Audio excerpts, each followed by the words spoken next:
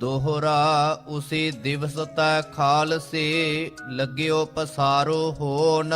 ਉਸ ਦਿਨ ਤੋਂ ਖਾਲਸੇ ਦਾ ਵਾਧਾ ਸ਼ੁਰੂ ਹੋ ਗਿਆ। ਪੰਜ ਪਿਆਰੇ ਭਾਈ ਸਾਹਿਬ ਭਾਈ ਦਇਆ ਸਿੰਘ, ਧਰਮ ਸਿੰਘ, ਹਿੰਮਤ ਸਿੰਘ, ਮੋਹਕਮ ਸਿੰਘ, ਸਾਹਿਬ ਸਿੰਘ ਨੂੰ ਅੰਮ੍ਰਿਤ ਛਕਾਇਆ। ਜਦੋਂ ਕਲਗੀਧਰ ਪਾਤਸ਼ਾਹ ਨੇ ਉਹਨਾਂ ਕੋਲੋਂ ਅੰਮ੍ਰਿਤ ਦੀ ਜਾਚਨਾ ਕੀਤੀ, ਆਪ ਅੰਮ੍ਰਿਤ ਛਕ ਕੇ ਸਤਿਗੁਰੂ ਪਾਤਸ਼ਾਹ ਇਹ ਸਾਬਤ ਕਰ ਦਿੱਤਾ ਵੀ ਜਿਹੜਾ ਅੰਮ੍ਰਿਤ ਮੈਨੂੰ ਛਕਣਾ ਜ਼ਰੂਰੀ ਹੈ, ਤੁਹਾਨੂੰ ਵੀ ਛਕਣਾ ਜ਼ਰੂਰੀ ਹੈ। ਐਸੀ ਦ੍ਰਿੜਤਾ ਦੇਣ ਵਾਸਤੇ ਹਜੂਰ ਕਲਗੀਧਰ ਪਾਤਸ਼ਾਹ ਨੇ ਅੰਮ੍ਰਿਤ ਪੰਜਾਂ ਤੋਂ ਮੰਗਿਆ। ਗੋਬਿੰਦ ਸਿੰਘ ਗੋਬਿੰਦ ਰਾਏ ਤੋਂ ਬਣੇ। ਉਹ ਸਤਿਗੁਰੂ ਕਲਗੀਧਰ ਪਾਤਸ਼ਾਹ ਤੋਂ ਬਾਅਦ ਪੰਜ ਮੁਕਤਿਆਂ ਨੇ ਅੰਮ੍ਰਿਤ ਛਕਿਆ। ਭਾਈ ਦੇਵਾ ਸਿੰਘ ਜੀ, ਟਹਿਲ ਸਿੰਘ ਜੀ, ਈਸ਼ਰ ਸਿੰਘ ਜੀ, ਇਹ ਜਿਹੜੇ ਪੰਜ ਸਿੰਘ ਜਿਨ੍ਹਾਂ ਦਾ ਜ਼ਿਕਰ ਆਉਂਦਾ ਹੈ ਪੰਜ ਮੁਕਤੇ ਕਰਕੇ, ਪੰਜਾਂ ਮੁਕਤਿਆਂ ਨੇ ਅੰਮ੍ਰਿਤ ਛਕਿਆ। ਪੰਜਾਂ ਮੁਕਤਿਆਂ ਤੋਂ ਬਾਅਦ 11 ਸਿੰਘਾਂ ਨੇ ਅੰਮ੍ਰਿਤ ਛਕਿਆ। ਸੂਰਜ ਪ੍ਰਕਾਸ਼ ਬੜੇ ਵਿਸਥਾਰ ਨਾਲ ਕਥਾ ਹੁੰਦੀ। ਭਾਈ ਟੇਕ ਸਿੰਘ ਜੀ, ਬਖਸ਼ੀਸ਼ ਸਿੰਘ ਜੀ, ਬਖਸ਼ ਸਿੰਘ ਜੀ, ਸ਼ੇਰ ਸਿੰਘ ਜੀ, ਨਾਰ ਸਿੰਘ ਜੀ, ਉਹ 11 ਸਿੰਘਾਂ ਤੋਂ ਬਾਅਦ 20,000 ਲੋਕਾਂ ਨੇ ਇੱਕੋ ਵਾਰੀ ਅੰਮ੍ਰਿਤ ਛਕਿਆ। ਸੋ ਇਹ ਗੱਲ ਇੱਥੇ ਹੁਣ ਭਾਈ ਸਾਹਿਬ ਰਤਨ ਸਿੰਘ ਜੀ ਕਹਿ ਰਹੇ ਪੰਥ ਦਾ ਵਾਧਾ ਹੋਣ ਲੱਗਾ ਹੈ। ਪੰਚ ਪਚਾਸਨ ਸੈਂਕੜੇ ਰਲ ਨਿਤ ਸਿੰਘ ਖਲੋਨ। ਪੰਜਾਂ ਤੋਂ 50, 50 ਤੋਂ ਸੈਂਕੜੇ, ਸੈਂਕੜਿਆਂ ਤੋਂ ਹਜ਼ਾਰਾਂ, ਇਦਾਂ ਰਲ ਮਿਲ ਕੇ ਸਿੰਘ ਖਲੋਂਦੇ ਅੰਮ੍ਰਿਤ ਛਕਣ ਵਾਸਤੇ। ਚਾਓ ਪਈ ਯਾਓ ਸਤਗੁਰ ਕੰਮ ਸਭ ਖਾਲਸਾ ਦਿਓ। ਇਸ ਤਰ੍ਹਾਂ ਮਹਾਰਾਜ ਨੇ ਜ਼ਿੰਮੇਵਾਰੀ ਵੀ ਸਾਰੀ ਖਾਲਸੇ ਨੂੰ ਦੇ ਦਿੱਤੀ। ਪਹਿਲਾਂ ਜ਼ਿੰਮੇਵਾਰੀ ਮਸੰਦਾਂ ਕੋਲ ਹੁੰਦੀ ਸੀ। ਹੁਕਮਨਾਮਾ ਜਾਰੀ ਕੀਤਾ ਵੀ ਮਸੰਦਾਂ ਨੂੰ ਨਹੀਂ ਮੰਨਣਾ, ਤੁਸੀਂ ਮੇਰਾ ਖਾਲਸਾ ਹੋ, ਸੰਗਤ ਮੇਰਾ ਖਾਲਸਾ ਹੈ। ਖਾਲਸਾ ਦਾ ਮਤਲਬ ਹੁੰਦਾ ਹੈ ਉਹ ਜ਼ਮੀਨ, ਉਹ ਪ੍ਰਾਪਰਟੀ ਜਿਹੜੀ ਬਾਦਸ਼ਾਹ ਦੀ ਆਪਣੀ ਹੁੰਦੀ ਹੈ। ਉਸ ਪ੍ਰਾਪਰਟੀ ਦੇ ਵਿੱਚ ਟੈਕਸ ਨਹੀਂ ਹੁੰਦਾ, ਟੈਕਸ ਨਹੀਂ ਲੱਗਦਾ ਉਹਦੇ ਤੇ। ਉਹਦੀ ਸਾਰੀ ਆਮਦਨ ਬਾਦਸ਼ਾਹ ਕੋਲ ਜਾਂਦੀ ਹੈ, ਵਿਚੋਲਾ ਕੋਈ ਨਹੀਂ ਹੁੰਦਾ ਕੋਈ।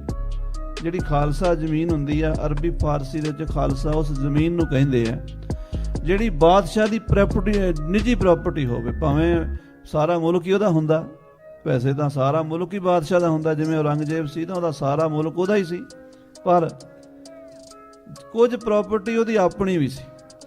ਕੁਝ 1000, 2000, 5000 ਕਿੱਲੇ ਜ਼ਮੀਨ ਹੁੰਦੀ ਹੈ ਜਿਹਦੇ ਉੱਤੇ ਬਾਦਸ਼ਾਹ ਦਾ ਪੂਰਾ ਆਪਣਾ ਅਧਿਕਾਰ ਹੁੰਦਾ, ਉਹਦੇ ਨਾਮ ਹੁੰਦੀ ਹੈ।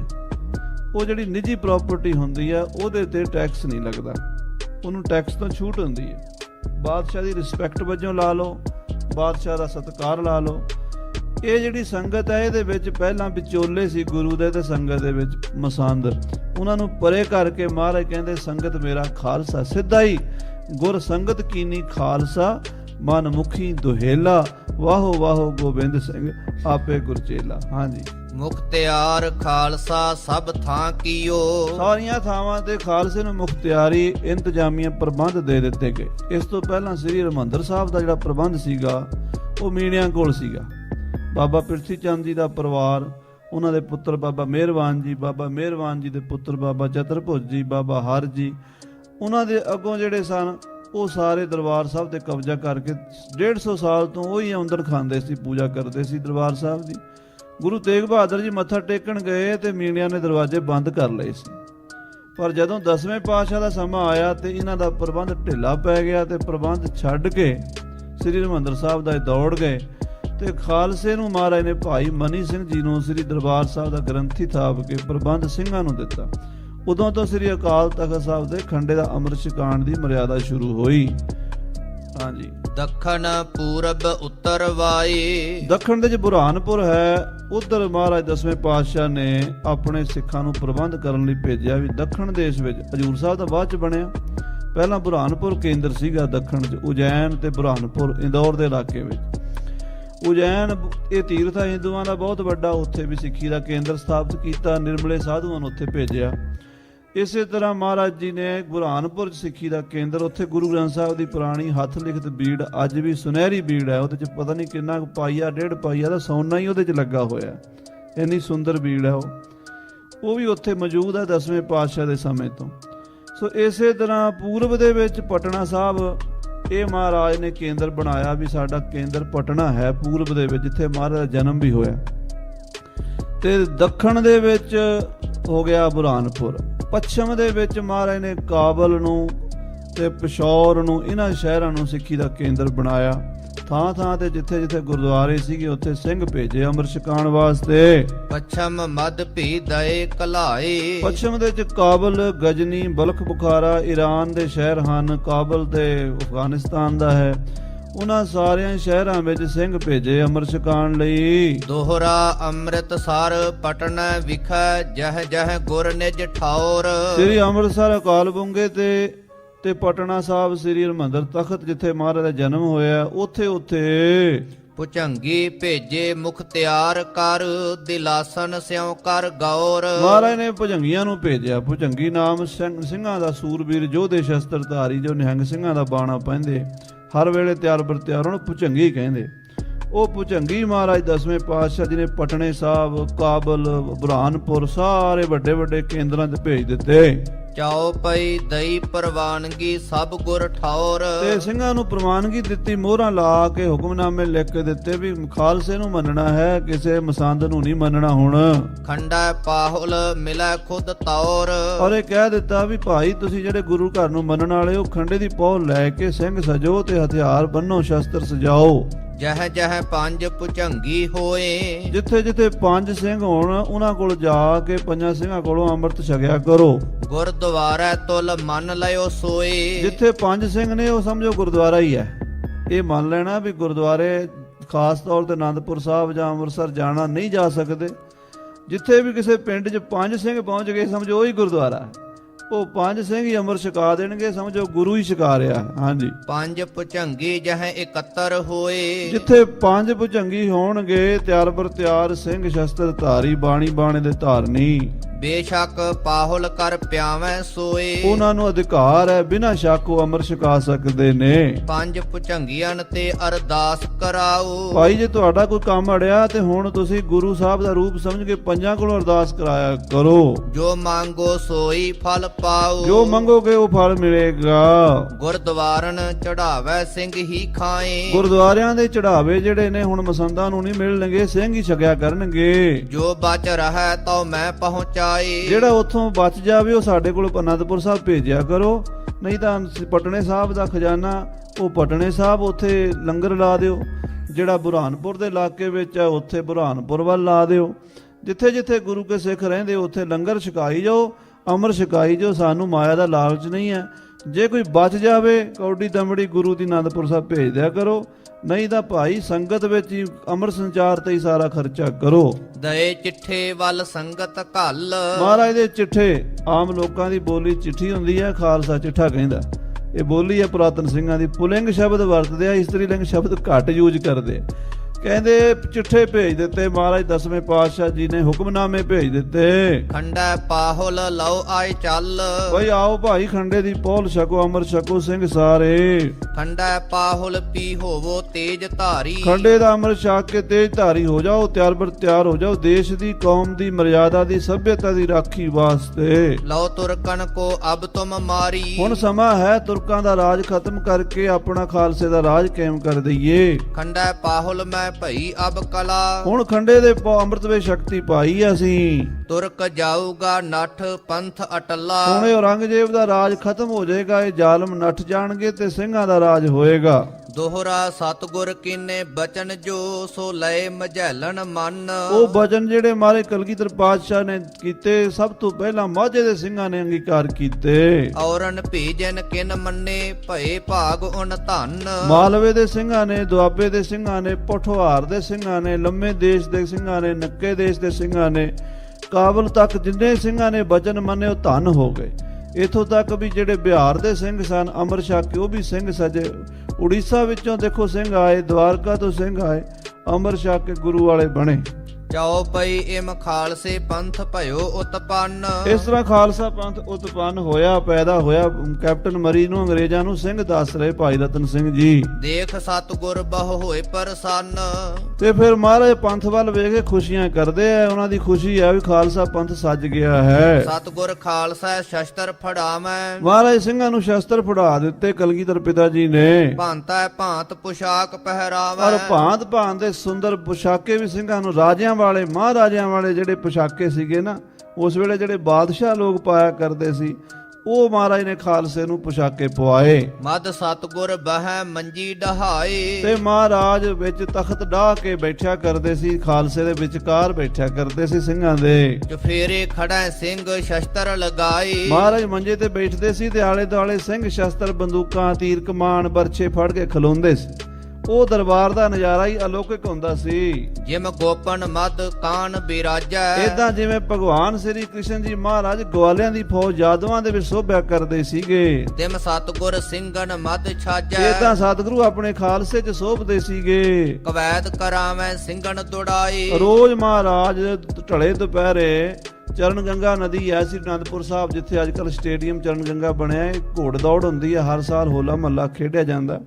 ਉਸ ਚਰਨ ਗੰਗਾ ਨਦੀ ਚਰਨ ਪਾਉਂਦੇ ਸਤਿਗੁਰੂ ਤੇ ਬਾਦਸ਼ਾਹ ਮੰਜੇ ਤੇ ਬੈਠ ਜਾਣਾ ਤੇ ਸਿੰਘਾਂ ਨੇ ਕੋਲ ਖਲੋ ਕੇ ਫਿਰ ਕਵਾਇਦਾਂ ਕਰਨੀਆਂ, ਘੋੜੇ ਦੌੜਾਣੇ, ਤੀਰ ਅੰਦਾਜ਼ੀ ਕਰਨੀ, ਬਰਛਾ ਸੁੱਟਣਾ, ਨੇਜਾ ਤੇ ਇਦਾਂ ਦੇ ਸਾਰੇ ਸ਼ਸਤਰਾਂ ਦਾ ਅਭਿਆਸ ਕਰਾਉਂਦੇ ਸਤਿਗੁਰੂ। ਕਿਤਾ ਚੁਫੇਰ ਦੇਖੈ ਖੜਵਾਈ। ਕਿਤੇ ਮਹਾਰਾਜ ਸਿੰਘਾਂ ਨੂੰ ਇਦਾਂ ਖੜੇ ਕਰਕੇ ਜਿਵੇਂ ਪਰੇਡ ਲੈਣੀ ਹੁੰਦੀ ਹੈ ਨਾ, ਇਦਾਂ ਮਹਾਰਾਜ ਸਿੰਘਾਂ ਦੀ ਪਰੇਡ ਲੈਂਦੇ, ਉਹਨਾਂ ਦੇਖਦੇ ਸਿੰਘਾਂ ਦੇ ਸਰੀਰ ਨੂੰ, ਸਿੰਘਾਂ ਦੇ ਤੰਦਰੁਸਤੀ, ਉਹਨਾਂ ਦਾ ਸਾਰਾ ਜਿਵੇਂ ਮੈਡੀਕਲ ਚੈੱਕਅਪ ਹੁੰਦਾ ਨਾ, ਇਦਾਂ ਮਹਾਰਾਜ ਕਰਿਆ ਕਰਦੇ ਸੀ। ਹੁਣ ਤਾਂ ਇਹ ਮਰਿਆਦਾ ਭੁੱਲ ਗਈ। ਪੁਰਾਤਨ ਸਮੇਂ ਵਿੱਚ ਅੰਮ੍ਰਿਤ ਛਕਾਉਣ ਤੋਂ ਪਹਿਲਾਂ ਪੁੱਛਿਆ ਕਰਦੇ ਸੀ ਵੀ ਤੇਰਾ ਬਈ ਨਾਂ ਕੀ ਹੈ, ਪਿੰਡ ਕਿਹੜਾ, ਜਾਤੀ ਕੀ ਹੈ, ਉਹ ਸਾਰਾ ਕੁਝ ਪੁੱਛ ਕੇ ਉਹਨੂੰ ਅੰਮ੍ਰਿਤ ਛਕਾ ਕੇ ਫੇਰ ਕਹਿੰਦੇ ਸੀ। ਉਹ ਕਿਉਂ ਪੁੱਛਦੇ ਸੀਗੇ? ਉਹਦਾ ਮਤਲਬ ਸੀ ਵੀ ਜਿਵੇਂ ਫੌਜ 'ਚ ਭਰਤੀ ਹੁੰਦੀ ਨਾ, ਉਹਦਾ ਪਿੰਡ ਪਤਾ ਟਿਕਾਣਾ ਨੋਟ ਹੋ ਜਾਵੇ। ਉਹ ਬੰਦਾ ਸਿਪਾਹੀ ਜੇ ਜੰਗ 'ਚੋਂ ਭੱਜੇਗਾ ਵੀ ਤੈਨੂੰ ਪਿੰਡੋਂ ਦੇ ਫੜ ਕੇ ਲੈ ਆਵਾਂਗੇ ਨਾ, ਜਿਵੇਂ ਫੌਜ ਵਾਲੇ ਭੱਜਣ ਵਾਲੇ ਦਾ ਕੋਰਟ ਮਾਰਸ਼ਲ ਕਰਦੇ। ਉਸ ਵੇਲੇ ਖਾਲਸਾ ਉਹਦਾ ਸਾਰਾ ਪਤਾ ਲੈ ਕੇ ਫੇਰ ਉਹਨੂੰ ਅੰਮ੍ਰਿਤ ਛਕਾ ਕੇ ਕਹਿੰਦੇ ਸੀ ਅੱਜ ਤੋਂ ਬਾਅਦ ਤੇਰੀ ਜਾਤ ਗੋਤ ਖਾਲਸਾ ਹੋ। ਪਿਤਾ ਗੁਰੂ ਗੋਬਿੰਦ ਸਿੰਘ, ਮਾਤਾ ਸਾਹਿਬ ਦੇਵਾਂ ਵਾਸੀ ਅਨੰਦਪੁਰ ਸਾਹਿਬ ਦੇ ਹੋ ਗਏ। ਸੋ ਇਹ ਮਰਿਆਦਾ ਸੀਗੀ ਅੰਮ੍ਰਿਤ ਸੰਚਾਰ ਦੀ ਪੁਰਾਤਨ ਸਮੇਂ 'ਚ। ਸੋ ਉਹ ਉਸ ਤਰੀਕੇ ਨਾਲ ਮਹਾਰਾਜ ਸਿੰਘਾਂ ਦੀ ਪਰੇਡ ਲੈਂਦੇ ਆ, ਉਹਨਾਂ ਨੂੰ ਤਿਆਰ ਹੋ ਕੇ ਦੇਖਦੇ ਆ। ਹਾਂਜੀ, ਕਿਸੈ ਬਹਾਲੈ ਦੇ ਉਠਾਈ। ਕਿਸੇ ਨੂੰ ਬਹਿ ਕੇ ਵਾਰ ਕਰਨਾ ਸਿਖਾਉਂਦੇ ਆ, ਕਿਸੇ ਨੂੰ ਦੌੜ ਕੇ ਵਾਰ ਕਰਨਾ ਸਿਖਾਉਂਦੇ ਆ। ਕਿਸੈ ਉਠਾਵੈ ਕਿਸ ਦੇ ਨਸਾਈ। ਕਿਸੇ ਨੂੰ ਨਸਾ ਕੇ ਦੇਖਦੇ ਆ, ਦੌੜਾਂ ਲਵਾਉਂਦੇ ਸਿੰਘਾਂ ਦੀਆਂ ਵੀ ਦੇਖਦੇ ਆ, ਸਾਹ ਤਾਂ ਨਹੀਂ ਚੜਦਾ। ਜੰਗ ਦੇ ਮੈਦਾਨ 'ਚ 50-50 ਮੀਲ ਦੌੜਨਾ ਪੈਂਦਾ ਜੰਗ ਦੇ ਵਿੱਚ, ਇਹ ਨਹੀਂ ਵੀ ਇੱਥੇ ਹੀ ਲੜਾਈ ਹੋਣੀ ਜਾਂ ਦੌੜਨਾ ਪੈ ਜਾਵੇ 50 ਮੀਲ 100 ਮੀਲ ਦੌੜਨਾ ਪੈਂਦਾ ਫੌਜੀਆਂ ਨੂੰ। ਤੇ ਮਹਾਰਾਜ ਸਿੰਘਾਂ ਨੂੰ ਦੜਾ ਕੇ ਉਹਨਾਂ ਦਾ ਸਟੈਮਿਨਾ ਬਣਾਉਂਦੇ, ਉਹਨਾਂ ਦਾ ਸਰੀਰਕ ਬਲ, ਉਹਨਾਂ ਦੀ ਕਸਰਤ ਪੂਰੀ ਕਰਾਉਂਦੇ ਰੋਜ਼। ਕਿਸੈ ਫੜਾਵੈ ਮੋਟੇ ਸੋਟੇ। ਤੇ ਬੜੇ ਬੜੇ ਮੋਟੇ ਸੋਟੇ ਪਹਿਲਾਂ ਸਭ ਤੋਂ ਉਹਨਾਂ ਨੂੰ ਫੜਾਉਂਦੇ, ਕਿਉਂਕਿ ਜਦੋਂ ਮੋਟਾ ਸੋਟਾ ਘੁਮਾ ਲੇਗਾ ਨਾ, ਉਹ ਫਿਰ ਛੋਟੇ ਸ਼ਸਤਰ ਵੀ ਹੌਲੇ ਸਮਝ ਕੇ ਚਲਾ ਲੇਗਾ। ਭਾਰੇ ਭਾਰੇ ਮੁਦਗਰ ਘੁਮਾ ਕੇ ਸਿੰਘ ਤੇ ਫਿਰ ਆਪਣੇ ਡੋਲਿਆਂ ਦੀ ਕਸਰਤ ਕਰਦੇ ਨੇ। ਕਰੈ ਕੁਵਾਇਦ ਦੋਏ ਜੋਟੇ। ਦੋ ਸਿੰਘਾਂ ਦੇ ਜੋਟੇ ਬਣਾ ਦਿੰਦੇ ਆ ਤੇ ਉਹ ਸੋਟਿਆਂ ਨਾਲ ਲੜਦੇ, ਆਪਸ ਵਿੱਚ ਕਵਾਇਦ ਕਰਦੇ। ਵਾਹਨ ਮਦ ਸਤਗੁਰ ਜਾ ਖੜੈ। ਫਿਰ ਮਹਾਰਾਜ ਵਾਹਣਾਂ ਵਿੱਚ ਜਾ ਖਲੋਂਦੇ। ਵਾਹਣ ਕਿਹੜੇ ਹੁੰਦੇ ਆ? ਜਿੱਥੇ ਪਹਿਲ ਲੜਾਈ ਹੋਵੇ ਨਾ ਹਲ ਦੇ ਨਾਲ, ਤੇ ਮੋਟੇ ਮੋਟੇ ਡਲੇ ਹੁੰਦੇ ਆ, ਤੇ ਉਹ ਜਿਹੜਾ ਵਾਹਣ ਹੁੰਦਾ ਉਹਦੇ ਵਿੱਚ ਦੌੜਨਾ ਔਖਾ ਹੁੰਦਾ ਥੋੜਾ। ਉਹਦੇ 'ਚ ਦੜਾਉਂਦੇ ਆ ਵੀ ਕੱਲ ਨੂੰ ਕਿਤੇ ਖੇਤਾਂ ਦੇ ਵਿੱਚ ਦੌੜਨਾ ਪੈ ਜਾਏ, ਕਿਤੇ ਪਾਣੀ ਲੱਗਾ ਹੋਵੇ ਖੇਤਾਂ 'ਚ, ਉੱਥੇ ਦੌੜਨਾ ਪੈ ਜਾਏ, ਕੀ ਕਰੋਗੇ? ਸਾਰੀ ਟ੍ਰੇਨਿੰਗ 10ਵੇਂ ਪਾਤਸ਼ਾਹ ਆਪ ਦਿੰਦੇ ਆ। ਚੱਕ ਚੱਕ ਢੀਮਨ ਸੋ ਸਿੰਘ ਲੜੈ। ਤੇ ਵੱਡੇ ਵੱਡੇ ਮਿੱਟੀ ਦੇ ਡਲੇ ਚੁੱਕੇ ਉਹਨਾਂ ਨਾਲ ਸਿੰਘ ਲੜਦੇ ਆ ਵੀ ਏਦਾਂ ਦੂਰ ਤੋਂ ਵੱਧ ਤੋਂ ਵੱਧ ਦੂਰ ਡਲਾ ਮਾਰਨਾ, ਤੇ ਕੱਲ ਨੂੰ ਜੇ ਕੋਈ ਹੱਥ ਗੋਲਾ ਸੁੱਟਣਾ ਪੈ ਗਿਆ ਦੂਰ, ਤੇ ਉਹਦੇ 'ਚ ਉਹਨੂੰ ਅਭਿਆਸ ਹੋਣਾ ਚਾਹੀਦਾ। ਹਾਂਜੀ, ਦੋਹਰਾ ਸੌਂਚੀ ਖੇਡਾਂ ਹੈ ਸਿੰਘ ਜਿਮ ਜੜੈ ਅੜੈ ਸੋ ਕੁਲਾਹੀ। ਸਿੰਘ ਸੌਚੀ ਖੇਡਦੇ ਹਨ, ਸਿੰਘ ਕਬੱਡੀ ਖੇਡਦੇ ਹਨ, ਸਿੰਘ ਘੁਲਦੇ ਹਨ।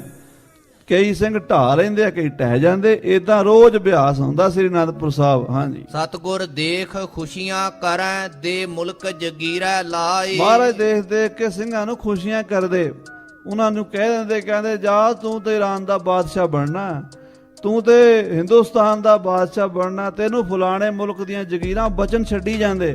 ਆਉਣ ਵਾਲੇ ਸਮੇਂ ਜਿਹੜਾ ਖਾਲਸੇ ਦਾ ਰਾਜ ਬਣਨਾ, ਉਹਦਾ ਬਚਨ ਸਤਿਗੁਰੂ ਪਹਿਲਾਂ ਹੀ ਕਰੀ ਜਾਂਦੇ ਹਨ।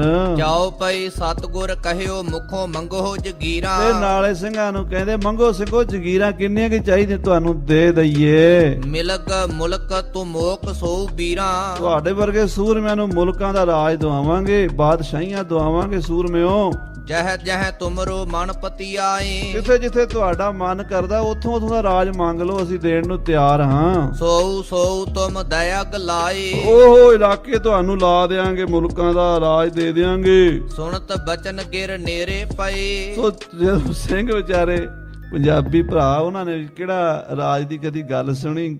ਗਰੀਬਾਂ ਘਰਾਂ ਚੋਂ ਆਏ, ਕੋਈ ਨਾਈ, ਕੋਈ ਚਿਹੋਰ, ਕੋਈ ਛੀਂਬੇ, ਕੋਈ ਤਰਖਾਣ, ਤੇ ਉਹ ਗਰੀਬ ਸਿੱਖ ਵਿਚਾਰੇ, ਉਹਨਾਂ ਨੂੰ ਨੇੜੇ ਪਹਾੜੀਏ ਨਜ਼ਰ ਆ ਜਾਂਦੇ ਆ। ਉਹਨਾਂ ਨੂੰ ਦੂਰ ਦਾ ਤਾਂ ਪਤਾ ਨਹੀਂ ਵੀ ਈਰਾਨ ਕਿੱਥੇ ਆ, ਤੇ ਇਰਾਕ ਕਿੱਥੇ ਆ, ਤੇ ਚੀਨ ਕਿੱਥੇ ਆ, ਤੇ ਹੋਰ ਮੁਲਕ ਉਧਰ ਤਾਂ ਨਹੀਂ ਜਾਂਦੇ। ਉਹ ਕਹਿੰਦੇ ਆ ਮਹਾਰਾਜ ਜਿਹੜਾ ਪਹਾੜ ਦਾ ਨੇੜੇ ਨੇੜੇ ਦਾ ਰਾਜ ਆ, ਇਹ ਹੀ ਲੈ ਦਿਓ, ਸਾਨੂੰ ਬੜਾ ਹੈ। ਜਹਾਂ ਪੰਜਾਬ ਅਬ ਹਮ ਮਲ ਲਏ। ਮਹਾਰਾਜ ਸਾਨੂੰ ਤੇ ਪੰਜਾਬ ਦਾ ਰਾਜ ਲੈ ਦਿਓ, ਅਸੀਂ ਤੇ ਪੰਜਾਬ 'ਚ ਬੜਾ ਸਾਨੂੰ ਰਾਜ, ਅਸੀਂ ਪੰਜਾਬ 'ਚ ਹੀ ਰਾਜ ਕਰਾਂਗੇ। ਮਹਾਰਾਜ ਦੂਰ ਦੀ ਗੱਲ ਕਰਦੇ ਆ, ਵੱਡੇ ਵੱਡੇ ਮੁਲਕਾਂ ਦਾ ਨਾਂ ਲੈਂਦੇ ਆ। ਸਿੰਘ ਮੁੜ ਮੁੜ ਮੰਗਿਆ ਪੰਜਾਬ, ਸਿੰਘ ਪੰਜਾਬ ਹੀ ਮੰਗਦੇ ਆ। ਸਤਿਗੁਰ ਕਹਿਓ ਮੰਗੋ ਦੇਸ ਭਲ ਦੱਖਣ। ਮਹਾਰਾਜ ਕਹਿੰਦੇ ਕਿੱਥੇ ਪੰਜਾਬ ਤੇ ਆਪਣਾ ਘਰ ਦੀ ਮੁਰਗੀ ਹੈ, ਤਾਂ ਜਦੋਂ ਮਰਜ਼ੀ ਆਪਾਂ ਦੱਬ ਲੈਣਾ। ਉਹ ਬਾਹਰ ਦੀ ਗੱਲ ਕਰੋ, ਕੋਈ ਦੱਖਣ ਦੀ ਗੱਲ ਕਰੋ, ਕੋਈ ਉੱਤਰ ਦੀ ਕਰੋ, ਕੋਈ ਪੂਰਬ ਦੀ ਕਰੋ। ਲੰਮਾ ਦਾਈਆ ਰੱਖੋ ਖਾਲਸਾ ਜੀ। ਮੰਗੋ ਪਹਾੜ ਔ ਪੂਰਬ ਪੱਛਮ। ਪਹਾੜ ਦਾ ਇਲਾਕਾ ਮੰਗੋ, ਪੂਰਬ ਦਾ ਮੰਗੋ, ਪੱਛਮ ਦਾ ਮੰਗੋ। ਤੁਸੀਂ ਛੋਟੇ ਛੋਟੇ ਮੁਲਕਾਂ ਦੀ, ਪੰਜਾਬ ਦੀ ਗੱਲ ਕਰਦੇ ਹੋ, ਪੰਜਾਬ ਤੇ ਤੁਹਾਡਾ ਹੀ ਆ। ਹਾਂਜੀ। ਸਿੰਘ ਕਹੈ ਹਮ ਦੂਰ ਕਿਮ ਜਾਵੈ। ਤੇ ਸਿੰਘ ਵਿਚਾਰੇ ਉਹ ਕਹਿੰਦੇ ਮਹਾਰਾਜ ਦੂਰ ਕਿੱਥੇ ਜਾਵਾਂਗੇ, ਉਹ ਕਿੱਥੇ ਪੂਰਬ ਚ ਰਾਜ ਕਰਨ ਜਾਵਾਂਗੇ ਅਸੀਂ, ਮਹਾਰਾਜ ਦੱਖਣ ਕੀ ਕਰਨਾ, ਅਸੀਂ ਤੇ ਨੇੜੇ ਹੀ ਘਰਾਂ ਦੇ ਕੋਲ ਹੀ ਰਵਾਂਗੇ। ਮੱਧ ਪੰਜਾਬ ਹੈ ਰਾਜ ਕਮਾਵੈ। ਸਾਰੇ ਪੰਜਾਬ 'ਚ ਹੀ ਰਾਜ ਕਰਾਂਗੇ ਮਹਾਰਾਜ, ਦੂਰ ਕਿੱਥੇ ਰਾਜ ਕਰਨ ਭੇਜੋਗੇ ਸਾਨੂੰ। ਮੋੜ ਮੋੜ ਸਿੰਘ ਬਹੁ ਮੰਗੈ ਪੰਜਾਬ। ਮਹਾਰਾਜ ਦੂਰ ਦੀਆਂ ਗੱਲਾਂ ਕਰਦੇ ਵਿਚਾਰੇ ਸਿੰਘ ਭੋਲੇ ਭਾਲੇ ਪੰਜਾਬ ਦੀ ਗੱਲ ਕਰਦੇ, ਮੁੜ ਮੁੜ ਪੰਜਾਬ ਹੀ ਮੰਗਦੇ ਆ। ਆਪਸ ਮੈਂ ਲੜ ਹੋਣ ਖਰਾਬ। ਹਾਂ ਮਹਾਰਾਜ ਕਹਿੰਦੇ ਫਿਰ ਆਪਸ ਲੜ ਕੇ ਮਰਨਾ ਤੁਸੀਂ, ਉਹੀ ਗੱਲ ਹੋ ਰਹੀ ਹੈ ਨਾ। ਆਖੋ ਸਤਨਾਮ ਸ੍ਰੀ ਵਾਹਿਗੁਰੂ। ਕਹਿੰਦੇ ਜੇ ਆਪਸ 'ਚ ਇੱਥੇ ਪੰਜਾਬ 'ਚ ਲੜੋਗੇ ਵੀ ਮੈਂ ਵੀ ਪੰਜਾਬ 'ਚ, ਦੂਜਾ ਮੈਂ ਵੀ ਪੰਜਾਬ 'ਚ, ਤੇ ਉੱਥੇ ਆਪਸ 'ਚ ਗੁੱਥਮ ਗੁੱਥਾ ਹੋਵੋਗੇ ਤੇ ਵੱਡਾ ਦਾਈਆ ਹੋਏਗਾ ਤੇ ਆਪੋ ਆਪਣੇ ਇਲਾਕੇ ਮੱਲ ਕੇ ਦੂਰ ਚਲੇ ਜਾਓਗੇ। ਪਰ ਸਿੰਘ ਮੁੜ ਮੁੜ ਮੰਗਿਆ ਪੰਜਾਬ, ਉਹ ਮੁੜ ਮੁੜ ਪੰਜਾਬ ਹੀ ਮੰਗਦੇ ਆ। ਸਤਿਗੁਰ ਕਹੈ ਮੰਗੋ ਜਗੀਰ ਕਨੇਰੀ। ਮਹਾਰਾਜ ਕਹਿੰਦੇ ਵੱਡੀਆਂ ਜਗੀਰਾਂ ਮੰਗੋ, ਵੱਡੇ ਰਾਜ ਮੰਗੋ। ਸਿੰਘ ਫੇਰ ਕਹਿ ਦਿੰਦੇ ਨਹੀਂ ਮਹਾਰਾਜ ਮੈਨੂੰ ਤੇ ਅੰਮ੍ਰਿਤਸਰ ਦਾ ਇਲਾਕਾ ਉਹ ਹੀ ਠੀਕ ਹੈ। ਮਾਝੇ ਵਾਲੇ ਕਹਿੰਦੇ ਸਾਨੂੰ ਤੇ ਲਾਹੌਰ ਦਾ ਹੀ ਬੜਾ। ਮਾਲਵੇ ਵਾਲੇ ਨੂੰ ਕਹਿੰਦੇ ਸਾਨੂੰ ਤੇ ਬਠਿੰਡਾ ਹੀ ਦੇ ਦਿਓ ਮਹਾਰਾਜ। ਏਦਾਂ ਮਹਾਰਾਜ ਸਿੰਘਾਂ ਨੂੰ ਵੱਡੀ ਗੱਲ ਕਹਿੰਦੇ, ਸਿੰਘ ਛੋਟੀ ਗੱਲ ਕਰਦੇ ਆ। ਹਾਂਜੀ। ਜਿਤਨੀ ਚਾਹੋ ਸੋ ਲਿਹੋ ਘੇਰੀ। ਮਹਾਰਾਜ ਕਹਿੰਦਾ ਜਿੰਨੀ ਮਰਜ਼ੀ ਘੇਰ ਲਓ ਰਾਜ, ਤੁਹਾਨੂੰ ਧਰਤੀ ਸਾਰੀ ਦਾ ਦੇਣਾ। ਸਿੰਘ ਸ਼ਰੀਕੇ ਮੈਂ ਬਹੁ ਪਚੈ। ਤੇ ਸਿੰਘ ਇਹ ਨਹੀਂ ਸੋਚਦੇ ਵੀ ਮਹਾਰਾਜ ਦੀ ਸੋਚ ਕਿੱਥੇ ਹੈ। ਸਿੰਘ ਸ਼ਰੀਕੇ 'ਚ ਪੈ ਕੇ ਇਹ ਸੋਚਦੇ ਆ ਵੀ ਘੋੜੇ ਤੇ ਚੜ ਕੇ ਮੁੱਛਾਂ ਨੂੰ ਵੱਟ ਦੇ ਕੇ ਸ਼ਰੀਕਾਂ ਨੂੰ ਵਿਖਾਇਆ ਕਰਾਂਗੇ ਵੀ ਅਸੀਂ ਸਰਦਾਰ ਬਣ ਗਏ ਆ। ਉਹ ਇੰਨੇ ਕਿ ਦਾਇਰੇ 'ਚ ਸੋਚਦੇ। ਹਾਂਜੀ। ਕਹੈ ਲਵੈ ਬਦਲੇ ਹਮ ਸੱਚੈ। ਉਹ ਇਹ ਸੋਚਦੇ ਆ ਵੀ ਆਪਾਂ ਬਦਲੇ ਲਵਾਂਗੇ ਉਹ ਸ਼ਰੀਕਾਂ ਕੋਲ, ਉਹਨਾਂ ਨੂੰ ਦਿਖਾਇਆ ਕਰਾਂਗੇ ਵੀ ਅਸੀਂ ਹੁਣ ਸਿੰਘ ਬਣ ਗਏ ਆ, ਸਰਦਾਰ ਬਣ ਗਏ ਆ।